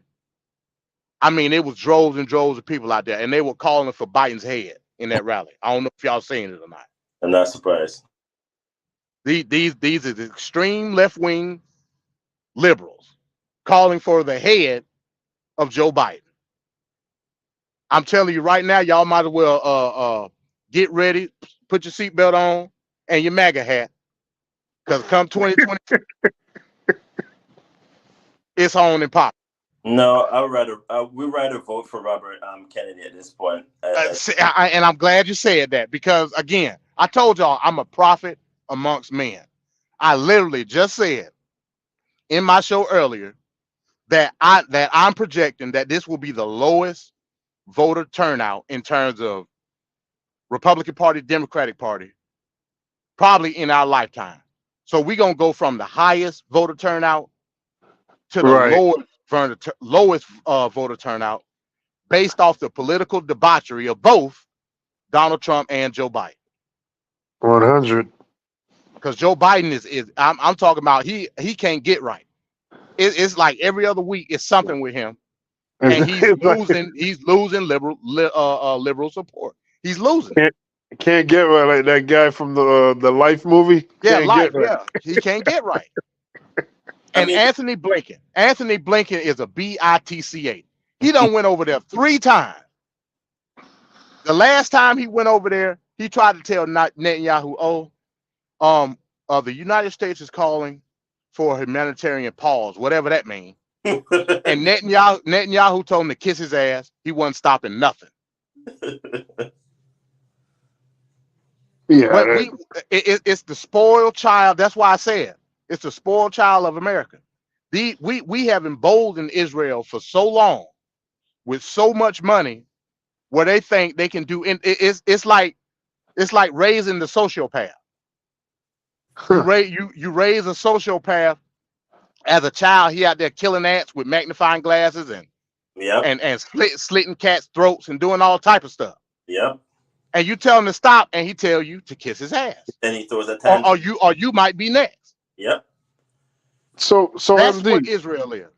Go ahead. MD, what if Joe Biden next week say, you know what, we need this to stop or at least pause for a moment. We gotta get back to trying to negotiate for a better future. If he sent troops, United States troops out there to kind of push back on Israel, do you think that would be a positive thing for him to do, or would that be like a crazy boneheaded move? Like it'll be an overstep. If Biden sent you talking about sending troops into Gaza to try to deter Israel? Yeah. If we were to do that, we would have a civil war in this country. Because the Christian nationalists will go crazy. You thought J6 was bad. Let us do some crazy stuff like that with the ideology that has been being molded into shape for almost 100 years now. Zionism is real. It's very real. Very, very real. And a lot of people that support the extreme right support what Israel is doing right now. That's crazy, man. Based off religious zealotry. But but my thing is, can't people realize how to separate? And this is why our Constitution tells us best: you separate state from religion, because this is the main reason why when people can't knowingly know how to separate, like you're seeing people, it doesn't like, does it not make, and this is how I know this country is gone, it's gotten effed up. When Sandy Hook, when he started killing all those kids and it didn't really move the needle in terms of nothing, I knew this country was not going to change for nobody. When it comes to this conflict, my thing is I've heard people see stuff, and to me, it comes across very, what's the word I'm looking for here? Because we're heading to dangerous territory. If somebody speaks out like myself and say, hey, listen, what Palestine is doing, what they're doing to Palestine or what they're doing in the Gaza Strip and to the West Bank is wrong. It's automatic. Oh, you're anti-Zionist. You're anti-this. You're anti-Israel. How is that anti when I'm speaking up against what you're doing? That's not anti. That's me stating to you that when wrong is wrong, it's wrong. What they're doing is genocide, and people. There's only so much, and it's my fear. There's only so much of the people saying and speaking out before they start going, oh well, no, MD is completely no. He's against Israel.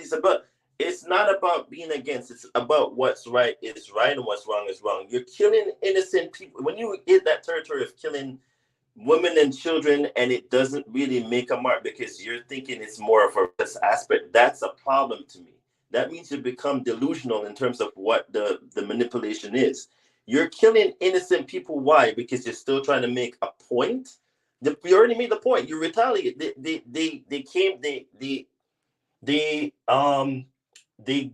went in and did their whatever the month before, which is fine. Again, I say if you do something to them, they're going to retaliate, which is what Israel did. But what you're doing now is you're overdoing the retaliation. Now you're just killing people for the sake of, oh, I'm just going to kill because I'm trying to drive out Hamas. Who are you? What point are you trying to make now? Because you're literally, it says the facts are there, the stats are there. It's saying that you literally now killed more people than the people that are in Ukraine. So when is this country going to say, all right, this has crossed that threshold of it's now extremely bad. Stop with the bombings. The bombings, the same bombings that everybody else is seeing, it's now in real time. We can see everything. It's not like the 90s where you will see an image the 24 hours after. We're still seeing this in real time. Like people have smartphones. We could literally see and we can identify when something is not real and when it's real. So my thing is now is when is somebody on either the Biden administration side is going to say, listen, Mr. President, you now have to step in, because at some point in time, you're going to hear Jordan say something. You're going to hear Syria say something. You're going to hear Yemen say something. You're going to hear Egypt say something. When are you going to come in and say, listen, I now proclaim a ceasefire on both sides? That's your job. Your job as the largest free the most powerful leader in the free world is to now interject and force them, not them, but force Israel to say, listen, ceasefire. Enough is enough. He's not doing that. That's a problem to me. Now he's gone completely silent. Where is he at? Is he in a bunker somewhere? Like, I need him to... So real quick before you go, Venkat, you basically just said Anthony Blinken ain't worth a damn. Because he's supposed to be the diplomatic, entity of the United States. He ain't doing nothing. So that's basically what you just said. Pretty much. But go ahead, Venkat. I was just gonna say, we know what Biden's doing right now. What if Trump was president, or let's say Trump becomes president? How do we feel like? How would Trump address this? Do we think he would have a different strategy, a better strategy, a worse strategy? What do we think? He ain't got no strategy. Once Trump is elected, because by how it looks right now, that's what's going to happen. We will go to World War III because the Republicans want to go into Iran, like right now. So once Trump is elected, that's what's going to happen. You can't go into Iran. Well, yeah, I'm sure Lindsey Graham wants to do that. But hell, Lindsey Graham said drop a nuke on Gaza too. That's what he said too. Oh my goodness! You know damn well in your mind they can't go into Iran. Are you crazy? Like that completely. I just don't see that happening. Yeah, they could try, but nah, there's no way. I'm just telling you what the Republicans saying. And even I'll even push back and say, because of this, I feel like it's good. It's because of the low turnout of voters that I foresee that's going to come into the next election, I think it goes more towards the uptick for Biden, because everybody's going to go, all right, well, we'll just pick up the lesser of the two evils since Trump is going to be selected anyways, even though we're doing debates. We're just going to probably pick, and then from that slim margin is how Biden's going to end up winning again. So again, it doesn't, like, to me, it doesn't sway the needle. It's not going to go towards Trump. I just don't see that. Maybe I'm wrong, but I don't see that. So you're saying Trump's not going to win 2024? Nope, I just don't, because then there's, again, because I keep saying this, we are so fickle as a country. It just takes from, I could ask somebody, what do you remember from January all the way until now? They're gonna probably tell you that happened like last week. Very true, Ricardo. Hey, Very Venkat, true. I'm making a request. Maria G, if you got the time, I don't know what you're doing right now. hit this link. She said Trump will stop aid to Israel. Are you, man? Please, good God Almighty. All right, so we'll be looking at the latest developments as the weeks and months go by on Israel and Hamas. Right now, we'll deal with a little lighter subject, but it's still not that light, but lighter than what we've talked about: homelessness and people dying in Israel and in the Gaza Strip. But we're gonna look at Donald Trump and Chris Christie. They have something going on, and it's just interesting to watch. So this will be what's going on in political news.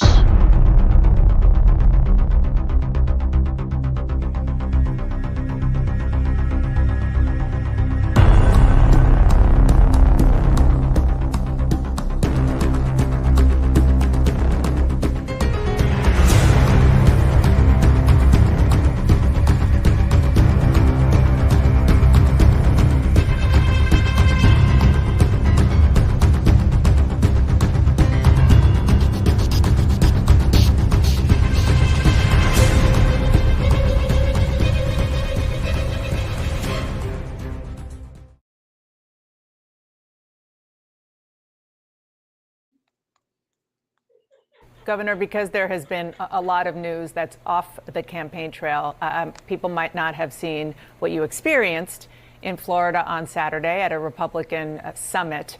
You got a pretty rough reception from a very pro-Trump crowd. Let's take a look. Well, now it feels like home. Thank you all very much. Your anger against the truth is reprehensible. The problem is you want to shout down any voice that says anything different than what you want to hear. I don't think I've ever seen a politician appear to have so much fun at a crowd that was so hostile. Talk about what that means in all candor about the reality of this race that you were running and the people you were trying to appeal to, who so far are very difficult for you to reach. Well, I wasn't trying to appeal to the people who were yelling and screaming, Dana. They're Well, I already just mean the committed to broader Donald Trump, electorate, and that's of the course. fallacy of this race. Well, but look, if you listen to the rest of the speech, there were a number of times where I got some really good applause in that speech, because there are people in that room who are not for Donald Trump. But the ones who are for Donald Trump, were yelling and screaming. Okay. The reason why I was having fun with it is because I knew that's exactly what was going to happen if I went to this Republican Party of Florida summit. And what I wanted to show the rest of the voters in this country is there is one candidate who's willing to stand up to Donald Trump. There is one candidate who's willing to stand up to the bullying and the yelling and the screaming and the lying. And I'm the candidate. Every one of the other ones who you'll see on the stage on Wednesday night all raised their hand and said they would support a convicted felon to be the Republican nominee for president. I'm the only one on the stage who kept my hand down. This is a determining issue in this race. Donald Trump is the issue in this race. More than any other topic, he's it. And they've said, Ron DeSantis, Nikki Haley, Tim Scott, Vivek Ramaswamy, they've said, we're with him.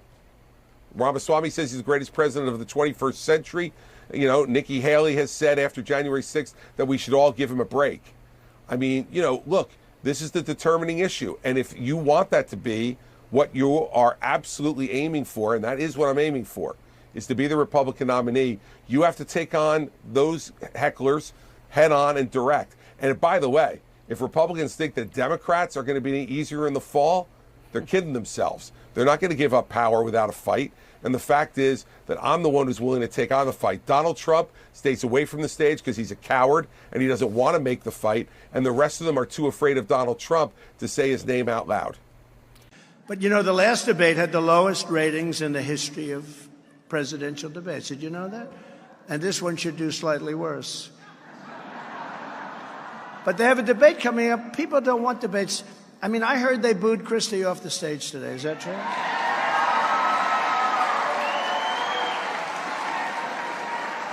I really say, what's he doing? Look, you know, we're all in a party. We want to win this race. What's he doing? The guy's, he's at 1.5. Okay?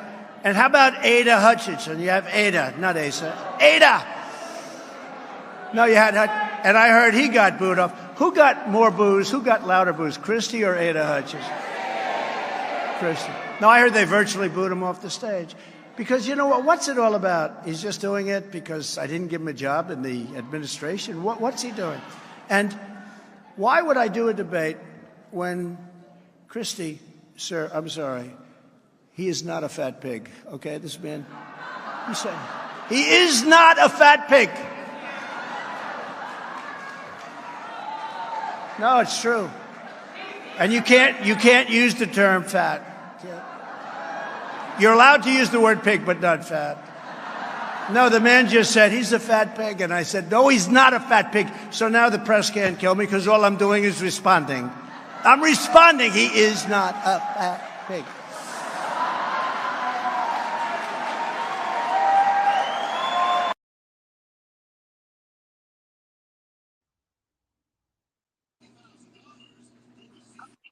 By the way, if you pay attention to the outro every week on Tape Fist Politics, he pretty much does that same tactic where he's like pointing to an audience member saying, no, you can't say that about this person.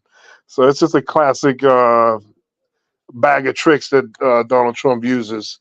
So, MD, what do we think about Donald Trump, Chris Christie, the exchange that they have going on here? All right, I'm gonna say this. Everybody knows that when it comes to the debates, some of the policy that Nikki Haley has outlined, that I was kind of supporting her. These last couple of weeks, she has said some things that got me looking at her side eye. I can officially say now that when it comes to other candidates that I'm looking at, I can clearly say, in my opinion, you know, to garner any type of outlook on my end, I'm rocking with Chris Christie right now. The reason being is, like you said, he's the only one that's willing to challenge not only some of the fascist tactics that Trump do, but also his presidential record. And that's the issue with not having him on that debate stage. It ain't about trying to downplay anybody personally. It's about challenging the presidential record of a person. That's the reason of the debate. The reason Trump don't want to debate, because he has a certain persona that he's trying to solidify through the fanatic MAGA populace. And it's working right now. I listened to that whole speech that Chris Christie did, and he's correct. It was people that was genuinely trying to listen to what Chris Christie was talking about. They wasn't with the BS. But the fanatical MAGA populace tried to heckle him and do all sorts of things because that's what MAGA do. I'm be honest, y'all. I'm to the point where I don't even know if I'm gonna vote for Trump in 2024 no more, because it's getting out of hand. And that's why I was looking at Nikki Haley, but Nikki Haley, she done said some things that I ain't rocking with, and I'm pretty sure it's some things that I don't rock with Chris Christie. But the fact of the matter is, I know that I can get my one specific direct policy that I want for myself personally, out of any of these Republican candidates, which is stopping open borders and illegal immigration. I don't need Trump for that. I can get that from somebody else. So Right. the authoritarian rule that Trump is trying to go up under, I just can't rock with. Not I as think an individualist. I can't do it. I hear you. Yeah. I mean that's like late breaking news right here. Never thought I would hear you ever say that. So Man, that has to mean something. Clip it. Clip it. Yeah. Yeah. I mean, I like Chris Christie, his no nonsense style. Yeah, he has issues, but what politician doesn't? So that's not the issue. I think he just has more of a no nonsense, more direct style. He does things, not necessarily for his ego like Trump does. You could get, like you said, you could get a lot of the policies you probably want. You could get out of a Chris Christie, and I do think if Chris Christie was on the ticket on the Republican side, he probably would beat Joe Biden. Chris Christie does before the Bridgegate, he had a hell of a record in New Jersey. You sure? So yeah, so I think he would beat Joe Biden. I think it's kind of foolish. I let you know the MAGA thing isn't really about what they need to do in policies. It's about just following this guy, man. So Yeah, it's a cult. It's a cult. That's what it is. Yeah. What do you think, Ricardo? I mean, when it comes to Chris Christie, I mean, I've seen him in action. Like, he's been on the circuits for the Sunday morning shows. So, in terms of debate wise, he can hold his own quite well. So, it didn't surprise me that much when it comes to him and how he rebuttals in terms of the Trump issue and MAGA. I'm very surprised at you, MD, this week, because I've been trying to broaden your prospects in terms of how I see Nikki Haley and how I saw Trump. It's the same thing. Nikki Haley doesn't strike me as I'm not the least bit surprised, because she did see a couple of things leading up to for the winding down of the Trump administration that I was like, I thought I could give her like the benefit of the doubt, but she said a couple of things that I'm like, wait a minute, that is so far off from what my perception of her was. And from ever since then, I was like, nah, I don't think I could give her that much, acknowledgement anymore, because it was just like, she said a couple of things that I'm like, nah, I just can't. So for you to see, she switched up. She switched up on me. She's been doing that from a while back, and I'm surprised people like yourself haven't been picking up on it, but I've been peeping it from a long time. And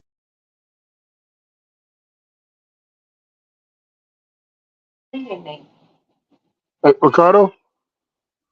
Yeah, Ricardo? I think he got he blacked out. I think he maybe got a call or something. Oh.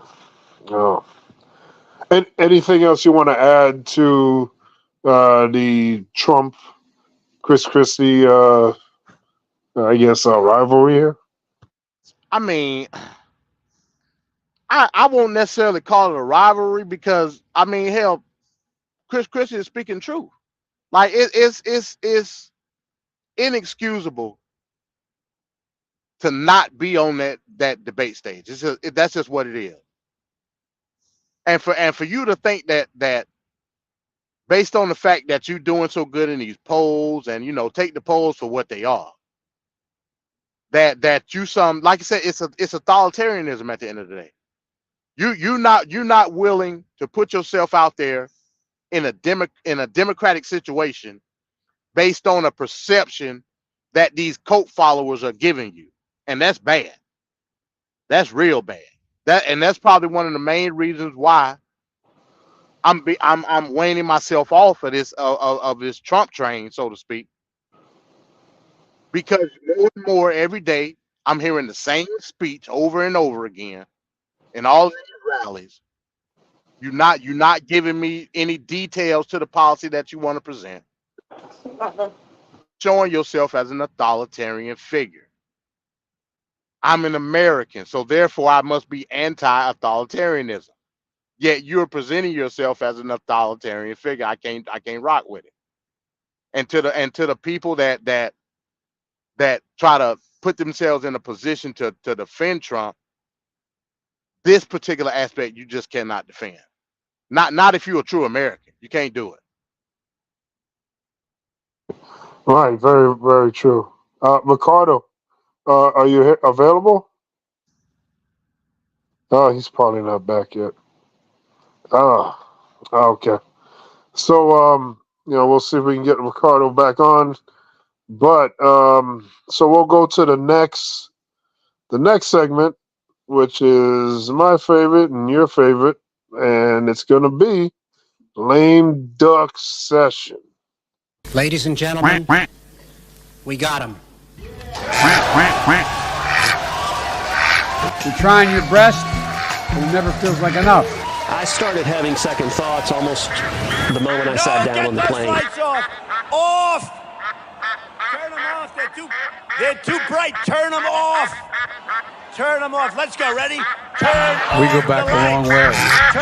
She was 12, I was 30, but anyway. So I changed my return flight and flew back on the first available flight I could take. I'm sick and tired of smart guys. I'm sick and tired of ordinary people being fleeced. I'm tired of being quiet. I'm sick and tired. I'm just sick and tired. We have this notion that somehow if you're poor, you cannot do it. Poor kids are just as bright and just as talented as white kids.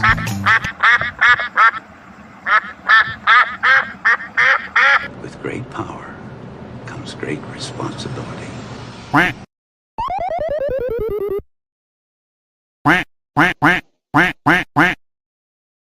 The Marine Corps Commandant was doing two jobs. Why aren't you? Marine Corps Commandant's probably got 2,000 people to work for him, okay? So, and somebody said he's working 18 hours a day. Jack Reed blamed me for his heart attack. Come on, give me a break. This guy's going to work 18, 20 hours a day no matter what. That's what we do. I did that for years because you got to get the job done, and you try to do everything yourself. So we're not going to go down that road. Let's not move past, I did that for years. Ostensibly, no disrespect to the sport, as a football coach. That was Alabama Republican Senator Tommy Tuberville, a man who has never served in the military, much less at the highest levels, claiming that the stresses of doing two jobs in the military for 20 hours a day are no different than the job he, quote, did for years, which was the job of a football coach. It's a shocking thing to think, let alone say out loud, particularly since Tuberville's hold on military promotions over the Pentagon's abortion healthcare policies are what caused people like Marine Corps Commandant Eric Smith to have to juggle multiple military leadership positions, which he was doing without complaining until he was hospitalized this week after suffering a heart attack. And now Tuberville's Senate colleagues, the Republican ones, are fed up with him and the grandstanding, and they're trying to find ways to work around him.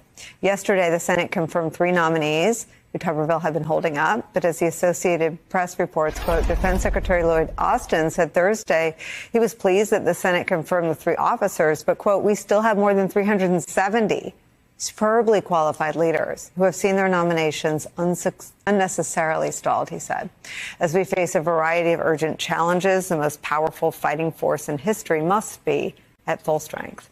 Joining me at the table, the founder of Iraq and Afghanistan Veterans of America and host of the Independent Americans podcast, Paul Rykoff, is back. Wow. Yeah. Happy Friday. Yeah. I mean, we could do a segment every week called This Week in Stupid, starring Senator Tommy Tuberville.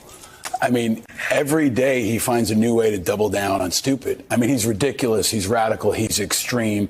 I think he's the most dangerous member of the Senate because of the extreme way he's pushing his culture war on the military, and he's just mucking up the works. I've been a football coach.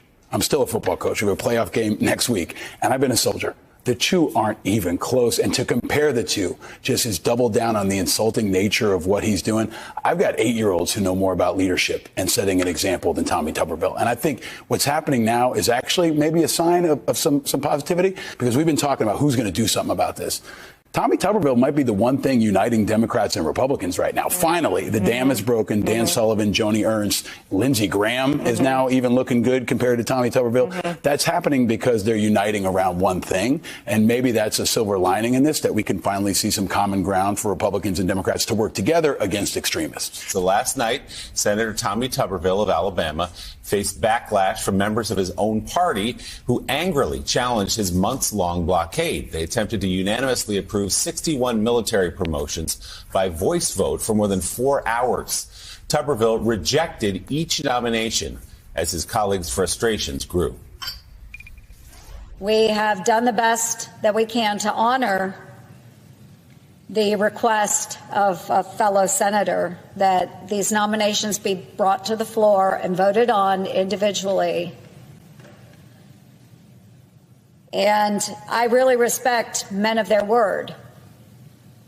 I do not respect men who do not honor their word. No matter where you believe it or not, Senator Tuberville, this is doing great damage to our military.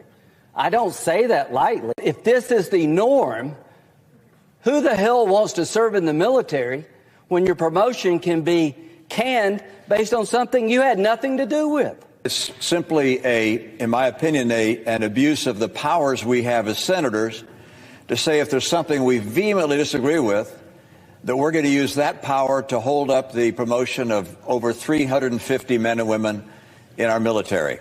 These are the people who were kicking in doors in Fallujah, shooting terrorists in the face. And we have people saying they're desk jockeys and they're not warriors. That's just ridiculous. It's ridiculous. And it's insulting. The Chinese admirals and their military, they're probably watching this debate right now going, I can't believe my luck. I can't believe our luck. Maybe we should attack Taiwan tomorrow. We're going to look back at this episode and just be stunned at what a national security suicide mission this became. So Senator Sullivan served in the United States Marine Corps for many years. Joni Ernst, Senator Ernst, served as well. You see the frustration there that, again, we've been hearing privately. Right. Sometimes we'll hear Mitch McConnell say sort of politely, I disagree with what Senator Tuberville is doing, but it's the way the system's set up. Somehow, for some reason yesterday, the dam broke, and they all came out against Tuberville. I think a lot of it, Jonathan Weir, probably has to do with the fact that you had an episode with a Marine Corps Commandant. And by the way, I guarantee you every one of those senators, first of all, were angry behind the scenes all along. Oh, yeah. But I guarantee you every one of those senators got calls from the Pentagon going, what in the holy hell are you guys doing? We've got guys being sent to the hospital now because they're like, one job is enough to just absolutely rip somebody apart. You're making them do 2, 3, 4 jobs because of this clown from Alabama that even people in Alabama don't support. You know the pressure coming from the Pentagon with one of their own being sent to the hospital on a health issue. I mean, you know it's getting intense now.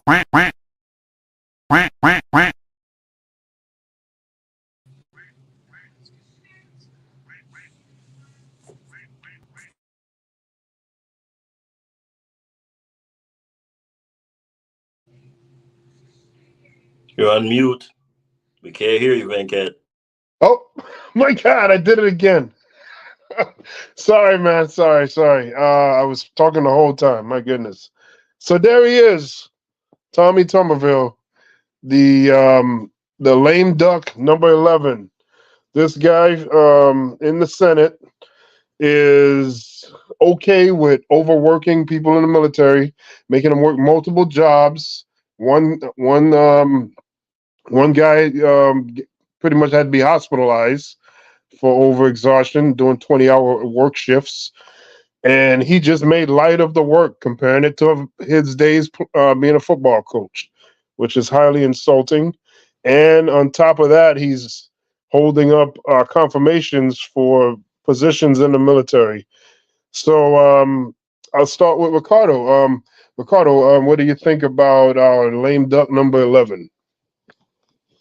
I mean, he knows damn well that you don't play when it comes to anything about this country and its military. You don't play around with that. You don't make comparisons. You don't, unless you've literally been in the military or you've actively participated.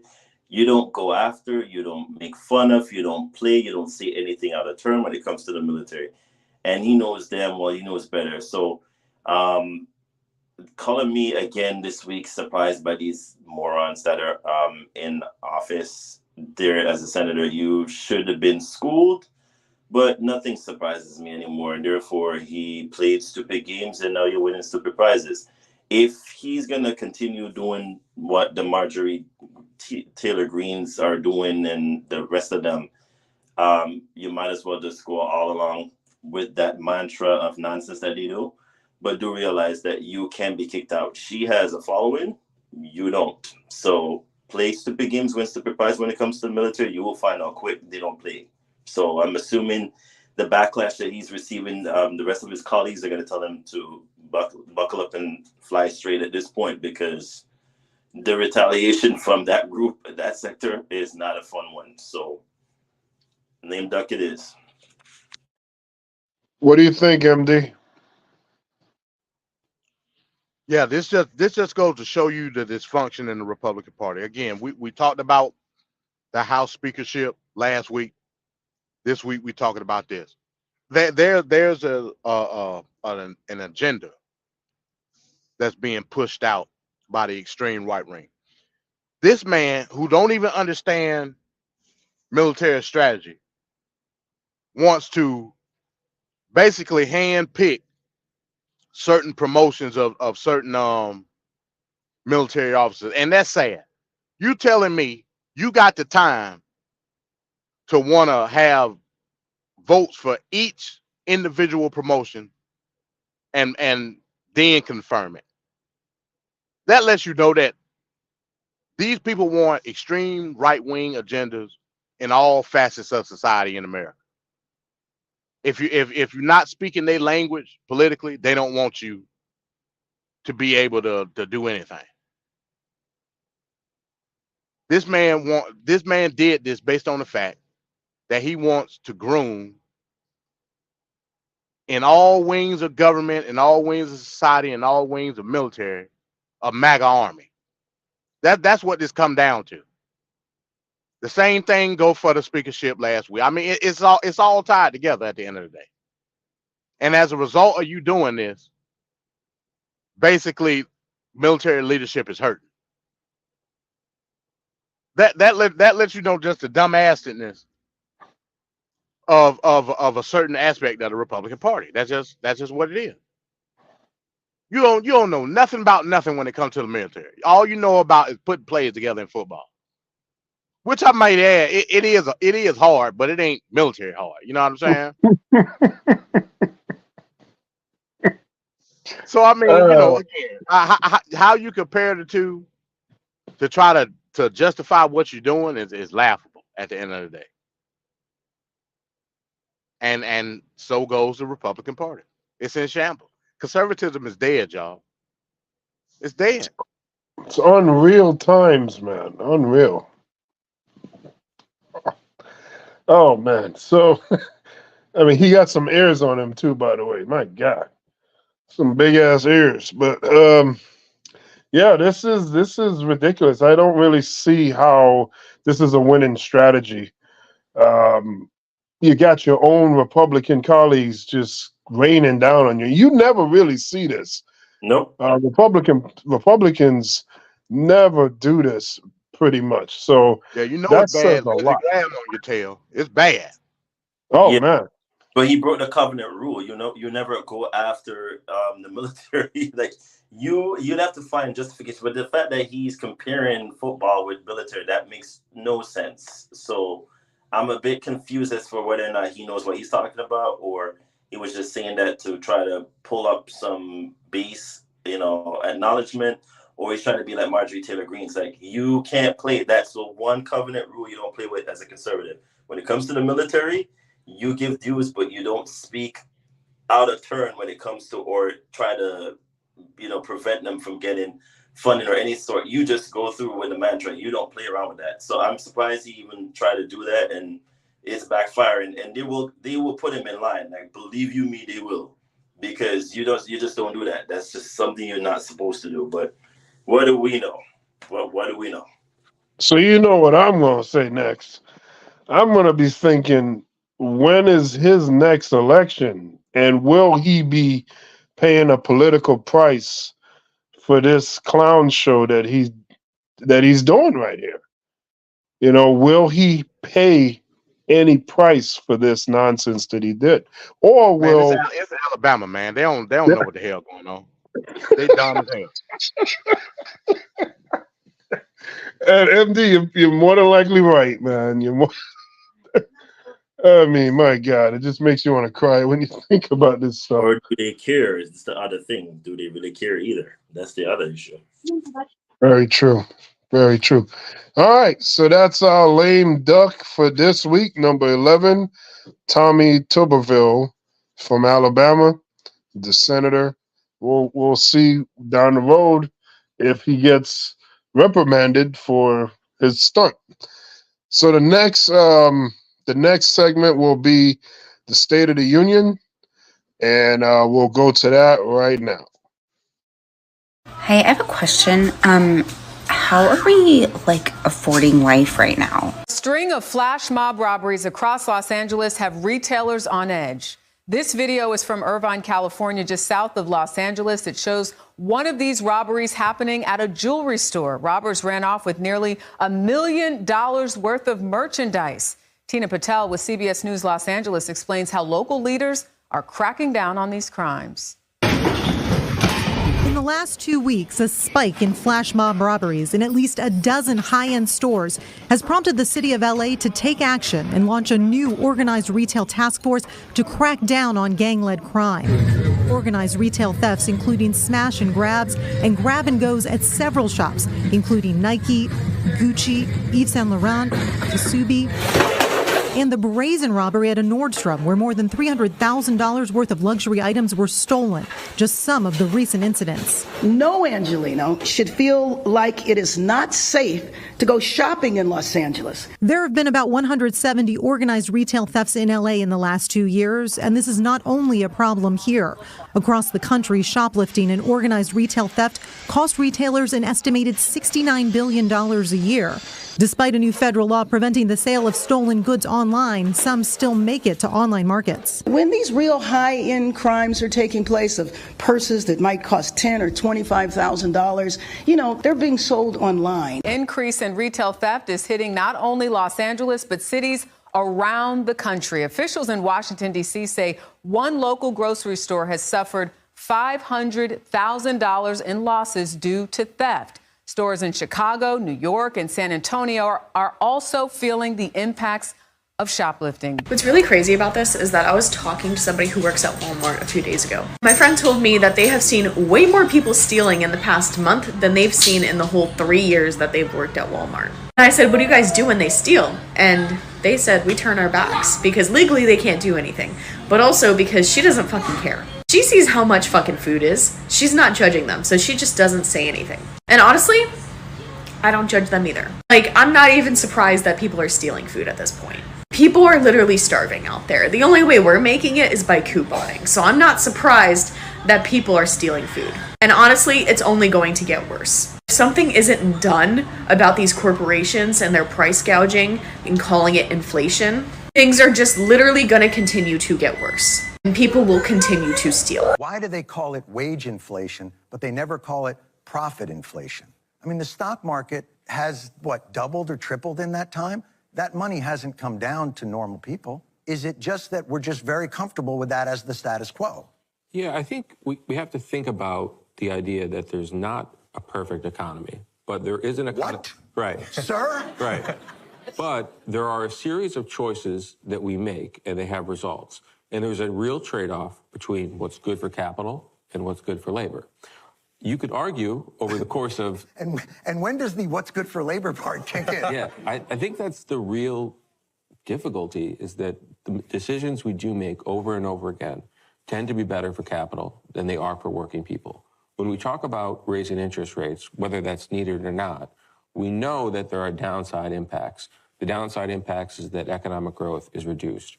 People lose their jobs. Those people who lose their jobs are at the lower end of the economic spectrum. So there are a lot of challenges and risks involved with the decisions we've made. Here's what the workers have suffered.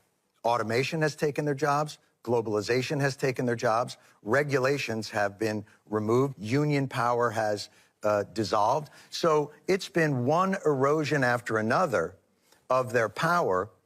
They finally get a little bit of a foothold, and immediately the Fed says, we got to put a stop to this. Yeah, I mean, the inflation hawks, we may not be giving them enough credit. I mean, I think the viewpoint is much more dangerous than just their cures for inflation, right? Their diagnosis is also a problem. The prescription is obliterate the labor market. We don't want that. But the diagnosis is Americans have it too well off. And that means nothing else. And that's driving, and then they're going to want more. And we can't have that. Right, and these are the same folks who are going to oppose student debt cancellation because we can't put another dollar in Americans' pockets because, oh no, that will increase inflation. Is a permanent underclass a necessity for American capitalism? Well, it didn't used to be. I mean, there used to be a lot of rotation. Well, we were able to change that, weren't we?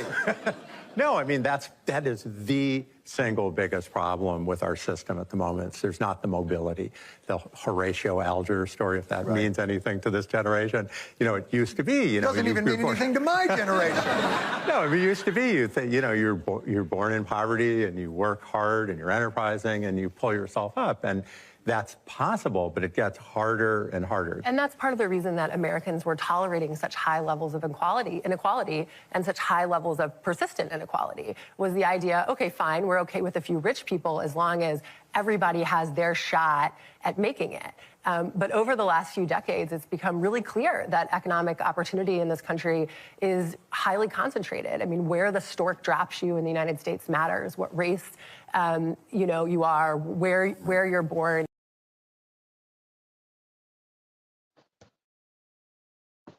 Okay, so we have a lot going on in there. We have the epidemic of high-end retail robberies, and it's happening all over, especially in California. We have people stealing for necessities like food and whatnot. And we go back to what I was saying, income inequality and all those other issues. What opinions do you have on the piece that we just saw? We'll start with MD. Reparations. She basically made my point in that last sentence that she had. Yes. Do I believe in income inequality? No, I don't. From the aspect of pure capital, I don't.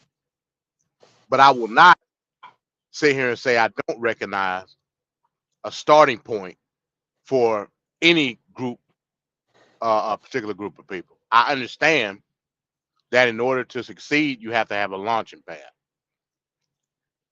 The issue is there's a stark contrast, not in income, but in generational wealth. And generational wealth can be attributed to many factors. The point that needs to be emphasized, in my opinion, is that we're not seeing an aspect of upward mobility based on certain factors of livability. Livability is a lot of stuff. We're talking about housing tonight, so that's definitely a huge factor. If we can come up with a situation to where the aspect of income is not the main factor of or a main talking point, but the access to livability, then I think we can solve our problem. Now, if you put in our faces hyper consumerism, and to use shout out to Yanga to use some of his terminology, then I can see where there will be some disparagement. That's why you got Negroes busting out windows of the Nordstrom and the doggone Neiman Marcus. I get it, but that's an aspect of a vision of some type of cultural norm as far as like how we think we should live based off of how we actually live. So I'll just say that. But are they busting up those rich stores and stealing high end stuff for their own personal gain, or are they doing it to sell it? You know what I'm saying? Like, they're not keeping it; they're like selling it. It's both, Venkat. Okay. Okay. Well, look, we see dudes out here. We go to the mall. We see 15, 6-year-old kids in a Gucci tracksuit and Gucci slides. It's both. So this phenomenon that's been going on for a while, and it's organized, and they have tactics, and even some jobs I've worked at, we've been hit. So it's a very real problem. Stores are shutting down, especially in Portland, in San Francisco. I mean, Walmart is all over. moving out of Chicago. Right. In New York, the Target's like shutting down in several areas in New York, all because of the shoplifting. They're stating that the reason for the shutting down is because of safety for the employees and the customers, the amount of loss that they're taking on a yearly basis. So it's just not worth staying open. So they're just shutting it down. So it's a tough situation, and it's just going to continue to go out of control. Ricardo, what do you think, or your thoughts on the issue? I'm not a fan of these flash mob stealing vigilante. I wouldn't even say vigilantes, just nuisances that we see. I'm really perturbed by this because the problem now is when you have this kind of nonsense go on where you have these flash mobs like starting to inundate certain areas and whatnot, you now affect everything else that comes after. So if these establishments and businesses like the Targets and the Walmarts and whatnot start leaving a certain area, that now forces like someone who needs certain products or certain items to not be able to get them in a central location. They have to go way out of their way to get stuff. Look, it's one thing to steal groceries. I can understand that, but when you have people start stealing shoes and high what you call it, high merchandises, like things from Nordstrom and whatnot. What how does that help you? Like, are you, again, Venkat brings up a valid point. Are you then stealing these stuff to then resell them back to the black market, or what are you doing with these? Because the ends doesn't justify the means. Like, what are you guys doing? Because this is, to me, is worse than when they were burning down like certain buildings and stores and whatnot. That's worse than that, because now what you're going to force these companies to do is to force the automation issue more prominently. Like, okay, so we'll just shut down these stores in these areas and use this as an excuse to say, oh, they're endangering the employees' lives and whatnot, to then push the automation, which is I could just order from my phone and whatnot. The human interaction won't be there anymore. So I beg and plead people and if you know anyone that's a part of this nonsense, please stop it. It's not going to help nobody's cause here. Like, it doesn't make sense for you to be doing flash mob stealing to then do what? Like, they're still going to find you and reprimand you for what you're doing. Now, if you're stealing groceries, listen, the price of cereal and whatnot is through the roof. So I could understand people stealing groceries. Like, you're going to live to survive. So at this point, none of us are surprised by people stealing groceries. But high merchandise like Nordstrom, Gucci belts and all this nonsense, that's materialistic nonsense that no one really, that to me, that makes no sense. What are you doing with that? That could be destroyed. Food you need to eat. So make conscious decisions, people, and stop the nonsense that I see y'all out there doing. Like, flash mob mentality doesn't help the cause, because once y'all start getting killed by police, we're gonna hear people now going, oh, and they killed them and blah blah. And most of these are like little kids. So where are the parents and all? I mean, there's so much questions that I have to have question here, but we don't have enough time. So, yeah, what's the point? Right. So we got Mike on the panel. What's up, Mike? What's up, gentlemen? My name is Royal Rightness Others. It's great to have you back. What's your thoughts on the issue? I feel like this was. I think you tried to bait me on this one, so I had to come in. Gentlemen, I am disgusted with all of you, except for Venkat because he hasn't gone yet. Looking at this from the side of the corporations, I think this is wonderful.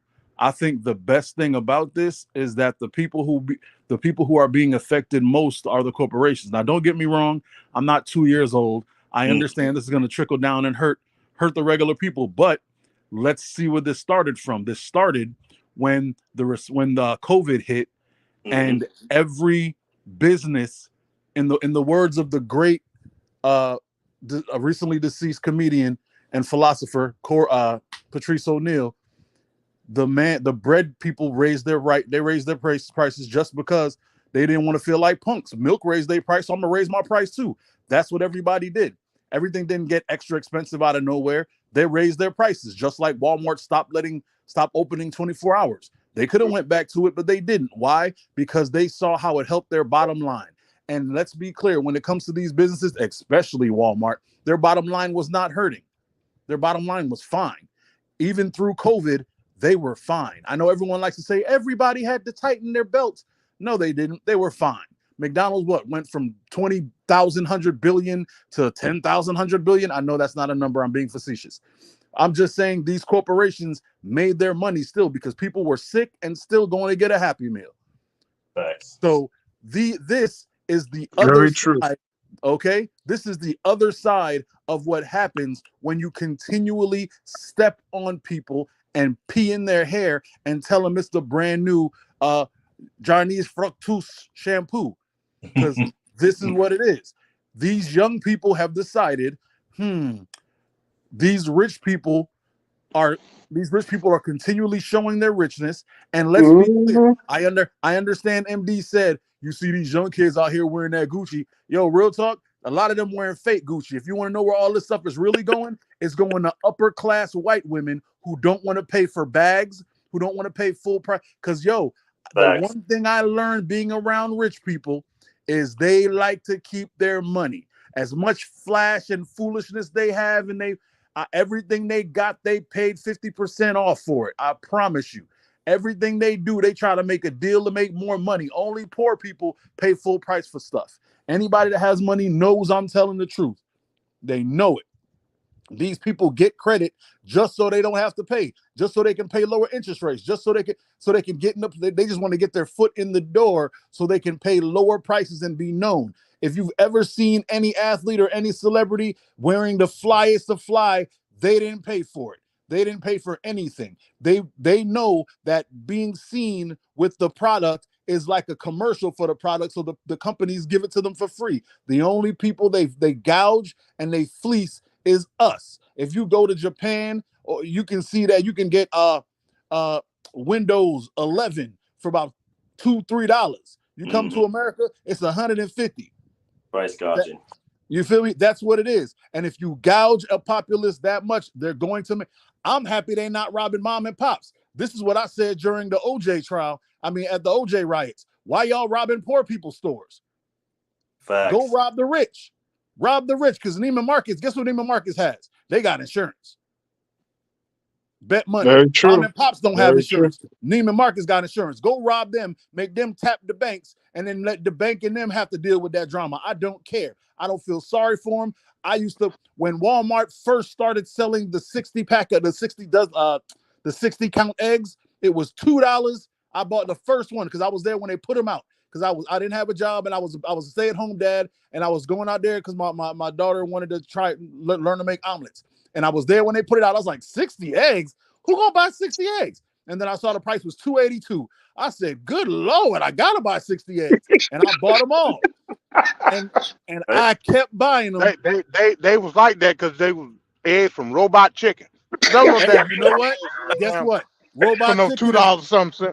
Robot Chicken is one of my favorite cartoons, so I'll take them robot eggs. Yeah, that's where the eggs come from for $2 and some change. Probably, but as soon as the eggs started selling, I started watching the price of eggs go up, and I think during COVID it was $30 for the 60 count eggs, and I almost cried. And eggs didn't get more expensive. Eggs there wasn't a shortage of eggs because you know how they like to say chicken wings used to be like you could get them for 10 cents, then they were 50 cents, and now it's $1 a wing. And they're saying it's a wing shortage. How is it a wing shortage when I'm still getting all this chicken? Facts. Ain't no chicken breast shortage. I get a whole lot of chicken breast. Chicken titty fine, but ain't no wings. Everybody chicken titties. Chicken titties. You feel me? Is there a new kind of chicken I don't know about that's born with no wings? I'm confused. No, same thing with oxtail. When it was just poor black people. When it was just poor black people that like oxtail, everybody was like, oh, we don't like those Negro foods. Ew. Then two white people, stupid Negroes led two white people to the cookout. They ate some oxtails. Now oxtail is $50 for two. Exactly. Oxtail, the highest item on the menu. This is what I'm saying. And they price gouging more than steak.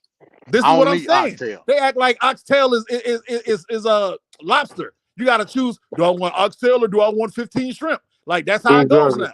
Exactly. It's insanity. You keep doing this price gouging. But oxtail is good, though. Oxtail is good. When my mom makes it, it is quite delicious, sir. You get you a pressure cooker, work it out even faster. But I digress. I am disgusted by the price gouging. I'm disgusted by the corporations, and I'm even more disgusted by Republicans who I ain't gonna say Republicans, by rich white people who stand by and act like they don't like this when this is what their bread and butter is. I always tell people a story about the city in Mexico called Molar City. People always go, what's Molar City? And I tell them, there was a bunch of undocumented Mexicans who came to America, were raised over here and became dentists. The people in Texas deported them, sent them over to sent them over the border to Mexico. All the dentists got together, made a city called Molar City, and now all the Republicans from Texas cross the border to go to Molar City to get their teeth done for 50% off. These are the same people that kicked them out of their country. Now they go over the country to get their stuff done just to screw over the American dentists that live in America. You see the logic? There is none. There is none. There's no logic. They'll do whatever they want as long as it fits their ideology and it makes their pockets fatter. That's it. That's why I don't care what people say. I don't want to hear about, it's really my honor and my morals, because everybody knows morals have a $ sign on them. Because everybody sat back while that little island of little kids was getting touched, and ain't nobody say nothing. Everybody believes in Jesus until it affects their pocket. And Jesus was the first person to say, you get closer to me by being poor. The more stuff you got, the harder it is to follow. Hey, if I said anything wrong, let me know. Mike, you said nothing wrong. I mean, this is a great show. I'm gonna let you rock tonight, Mike. I ain't gonna say nothing. I'm good. This is a great show. I mean, but hashtag chicken titties has changed my life. I said chicken titties. Just let you know right now. Hashtag the chicken titties. I said chicken titties. My bad. Hashtag chicken titties. I just be going off sometimes. My bad. All right. So we're about to end the show, but before we end the show, we like to do one little video. Last video of the night. It's the nightcap, and we'll be back.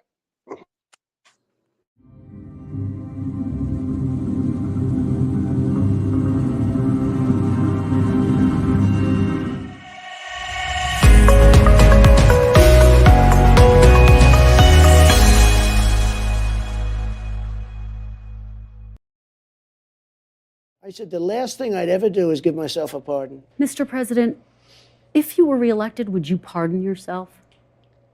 I could have pardoned myself. Do you know what? I was given an option to pardon myself. I could have pardoned myself when I left. People said, would you like to pardon yourself? I had a couple of attorneys that said, you can do it if you want. I had some people that said it would look bad if you do it, because I think it would look terrible. I said, here's the story. These people are thugs. Horrible people, fascists, Marxists, sick people. They've been after me from the day I came down the escalator with Melania, And I did a great job as president. People are acknowledged. Great economy, great jobs, great this, great that. Rebuilt the military, Space Force, everything. I could go on forever. Let me just tell you. I said the last thing I'd ever do is give myself a pardon. All right. What are viewpoints on that? I'll start with MD and we'll work around. What was he gonna pardon himself on when he was president? He wasn't charged with anything.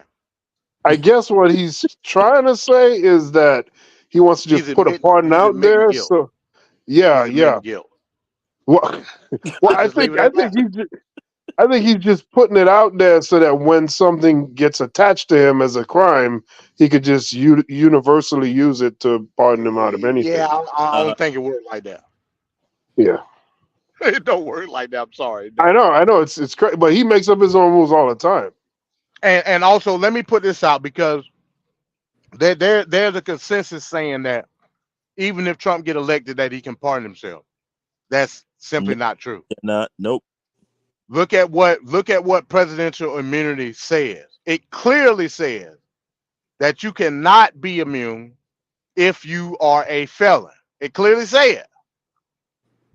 So if he's convicted before the election, there will be no presidential immunity. In fact, there will be no presidency campaign once he hit the threshold of the jail cell. Yep. What country do y'all see? This is why I'm coming on the show. Y'all gonna kill me. What country y'all go live ahead, in? Mike. What go country ahead. do y'all live Speak in? your mind, Mike. They will just move stuff around, and if that don't work, he'll just say, "We'll take it to the Supreme Court." And Scrotus is gonna do whatever he wants. What country are y'all living in? Did y'all not live through Reagan and Bush? Did y'all not live through Reagan and Bush? They just gonna move it around. They gonna do what they want. Y'all laughing? I'm 100% dead serious. They gonna do what they want. I gotta stand on the Constitution, Mike. I'm sorry. The problem is they stand on it too. They just use harder cleats. They don't give a damn about liberty, sir. They give a damn about power and them keeping it. They don't care. They will bring up the Constitution, show it on TV, and be like, "Oh no, there was a smudge here. That doesn't say they're free. It says free before 11. Get them niggers locked back up." They don't care. It doesn't matter what they do. They got Clarence Thomas leading the way. They paid off Negro and Scrotus. I like to say Scrotus because it sounds better because they nuts. They gonna do what they want to do. I love y'all so much that y'all stand on principles and y'all believe in liberty and you believe in uprightness and righteousness. I'm sorry, you guys are outdated. You don't exist anymore. The second they invented the phrase, what's that? Oh, you see, I'm going numb. When they invented that phrase, what's that thing? That's another word for lie. Venkat, you know. Yeah, it's alternative facts. The second they made up alternative facts and it got accepted into the lexicon of America, it was over. Because I can blatantly say a lie and you can go, "No, look, I have an Encyclopedia Britannica from 1984. It shows right here that that's not true." And they can just go, "Well, it's an alternative fact. We'll just agree to disagree." And there's 50% of the nation that'll go, "That sounds about right." Makes no sense. It makes no sense. Like a true fatalist, man. I commend you, bro. I'm as much a fatalist as you are an individualist, sir. Everything you said on this show, I accept that. As you should, because it's real talk. I've listened to everything you said today, and all the stuff you say is in line with mine. The only difference is you ignore the step 3. You say step 1, you say step 2, you ignore step 3 because it looks too dark. You stop there. I'm just carrying out the stuff you say to the furthest dimension. That's all I'm doing. If you guys stop stopping, you go, "Well, somebody needs to talk to Netanyahu." And I go, "No one's going to talk to Netanyahu. The Democrats are too pussy and the Republicans want him to blow them all the way to hell." See, you guys stop at step 2. I'm gonna keep going because if Trump get in office, I said it in the group chat. He not gonna stop that. He gonna stop the food aid, but he gonna send them extra missiles. Blow all them brown people up. That's what America's been good for. Yeah. I said that. I agree with that. Okay, and then that's gonna start a problem in America because no, you can't tell me the gays aren't gonna jump up and do something, and then it's gonna split the gays up because the gays don't realize they're not a monolith because the white men in the gays they're still white men. Exactly. Even if they tuck their penis, they still white men. And then the black gays and the black trans and the Spanish trans and all of them, they're gonna realize y'all never had our back. Just like black women are learning white women never had their back. And it's gonna cause a divide there, which is gonna cause a divide in America, which is gonna see where I come with fatalism. You see how it works? You guys stop at 2, I go all the way to 4. Come to 4 with me. I'm not trying to go to Mad Max land. I'm trying to stop. I'm gonna say this, then I'm gonna shut up. The people in the Mad Max land, they didn't want to go there either. You had no freaking choice. Just walk away. I got you. You can walk away, but the dirt gonna follow you, my G. Wherever you walk, if this whole planet go to hell, unless you got a ticket to the space station, you're gonna be in it. I just hope you got enough weapons. I as an individualist, I'll be in it alone. I hope not, because I'm trying to come up there and visit if you got extra women.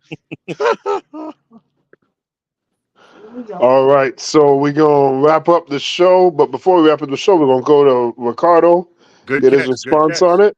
See, if it was me, he would have just forgot. Oh, Lord.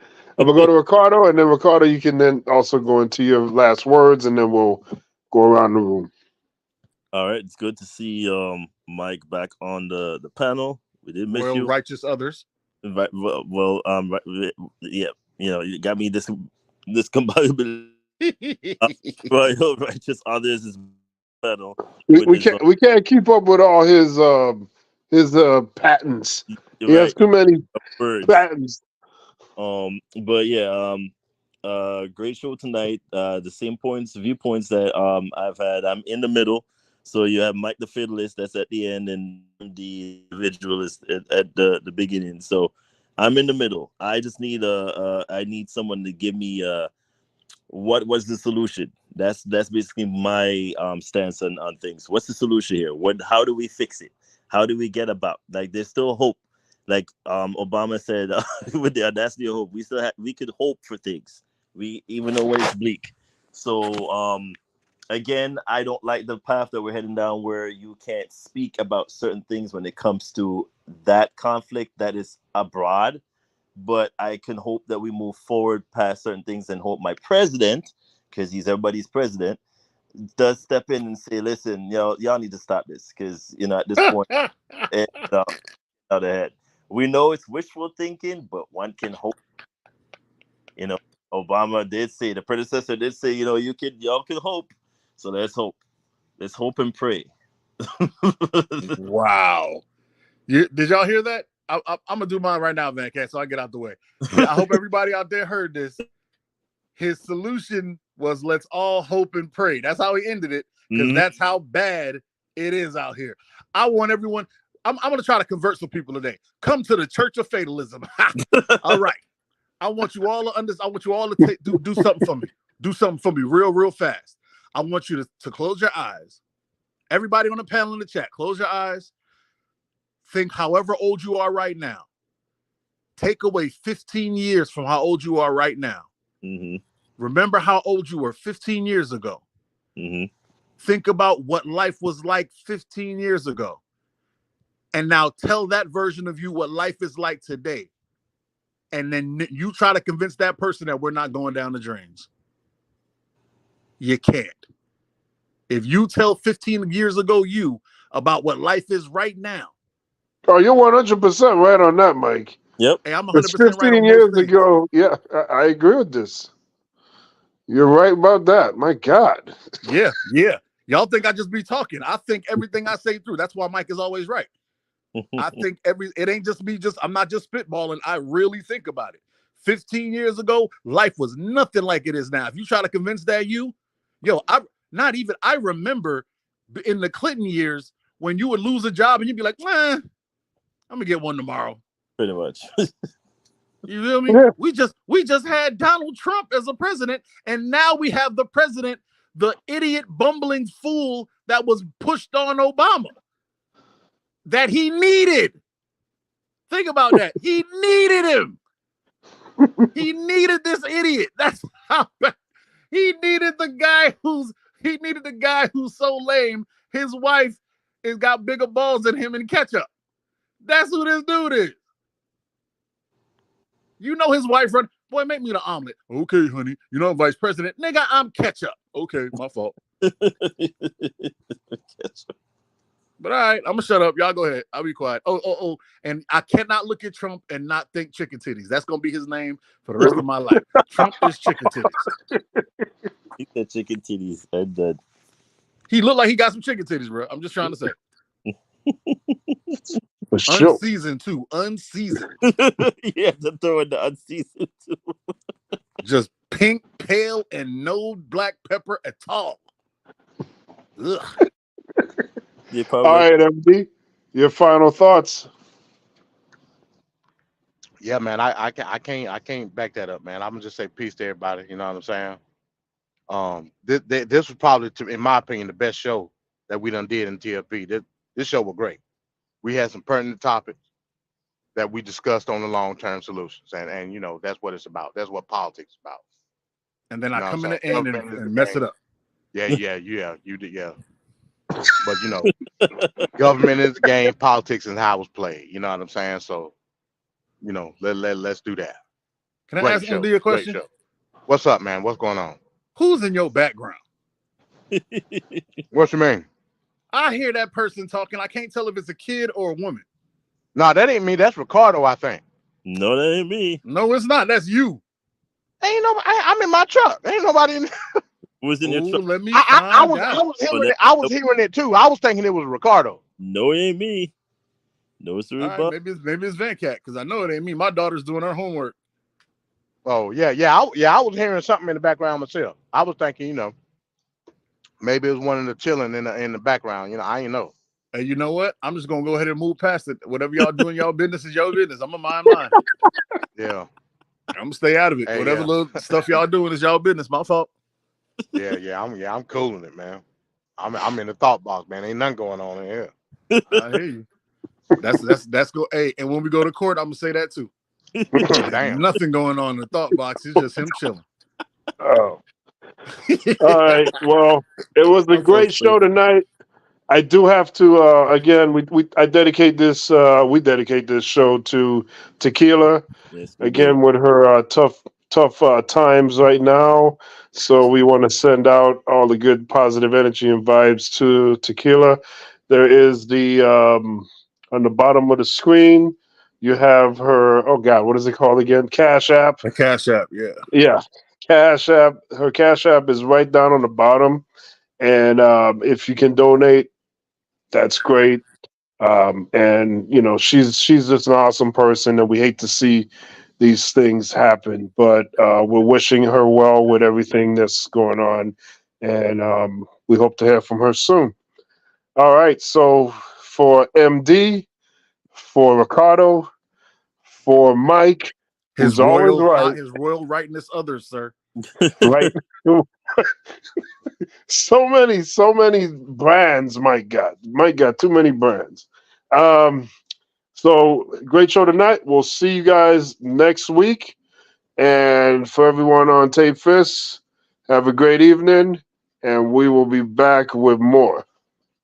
Peace. Peace out. Peace out. Love you, Tequila.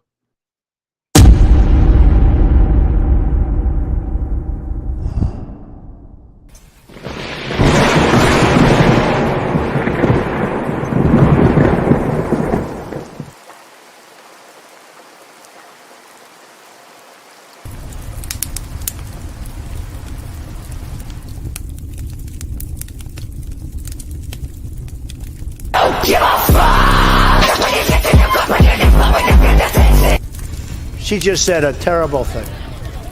You know what she said? Shout it out, because I don't want to. Okay, you're not allowed to say and I never expect to hear that from you again. She said, I never expect to hear that from you again. She said he's That's terrible. Terrible.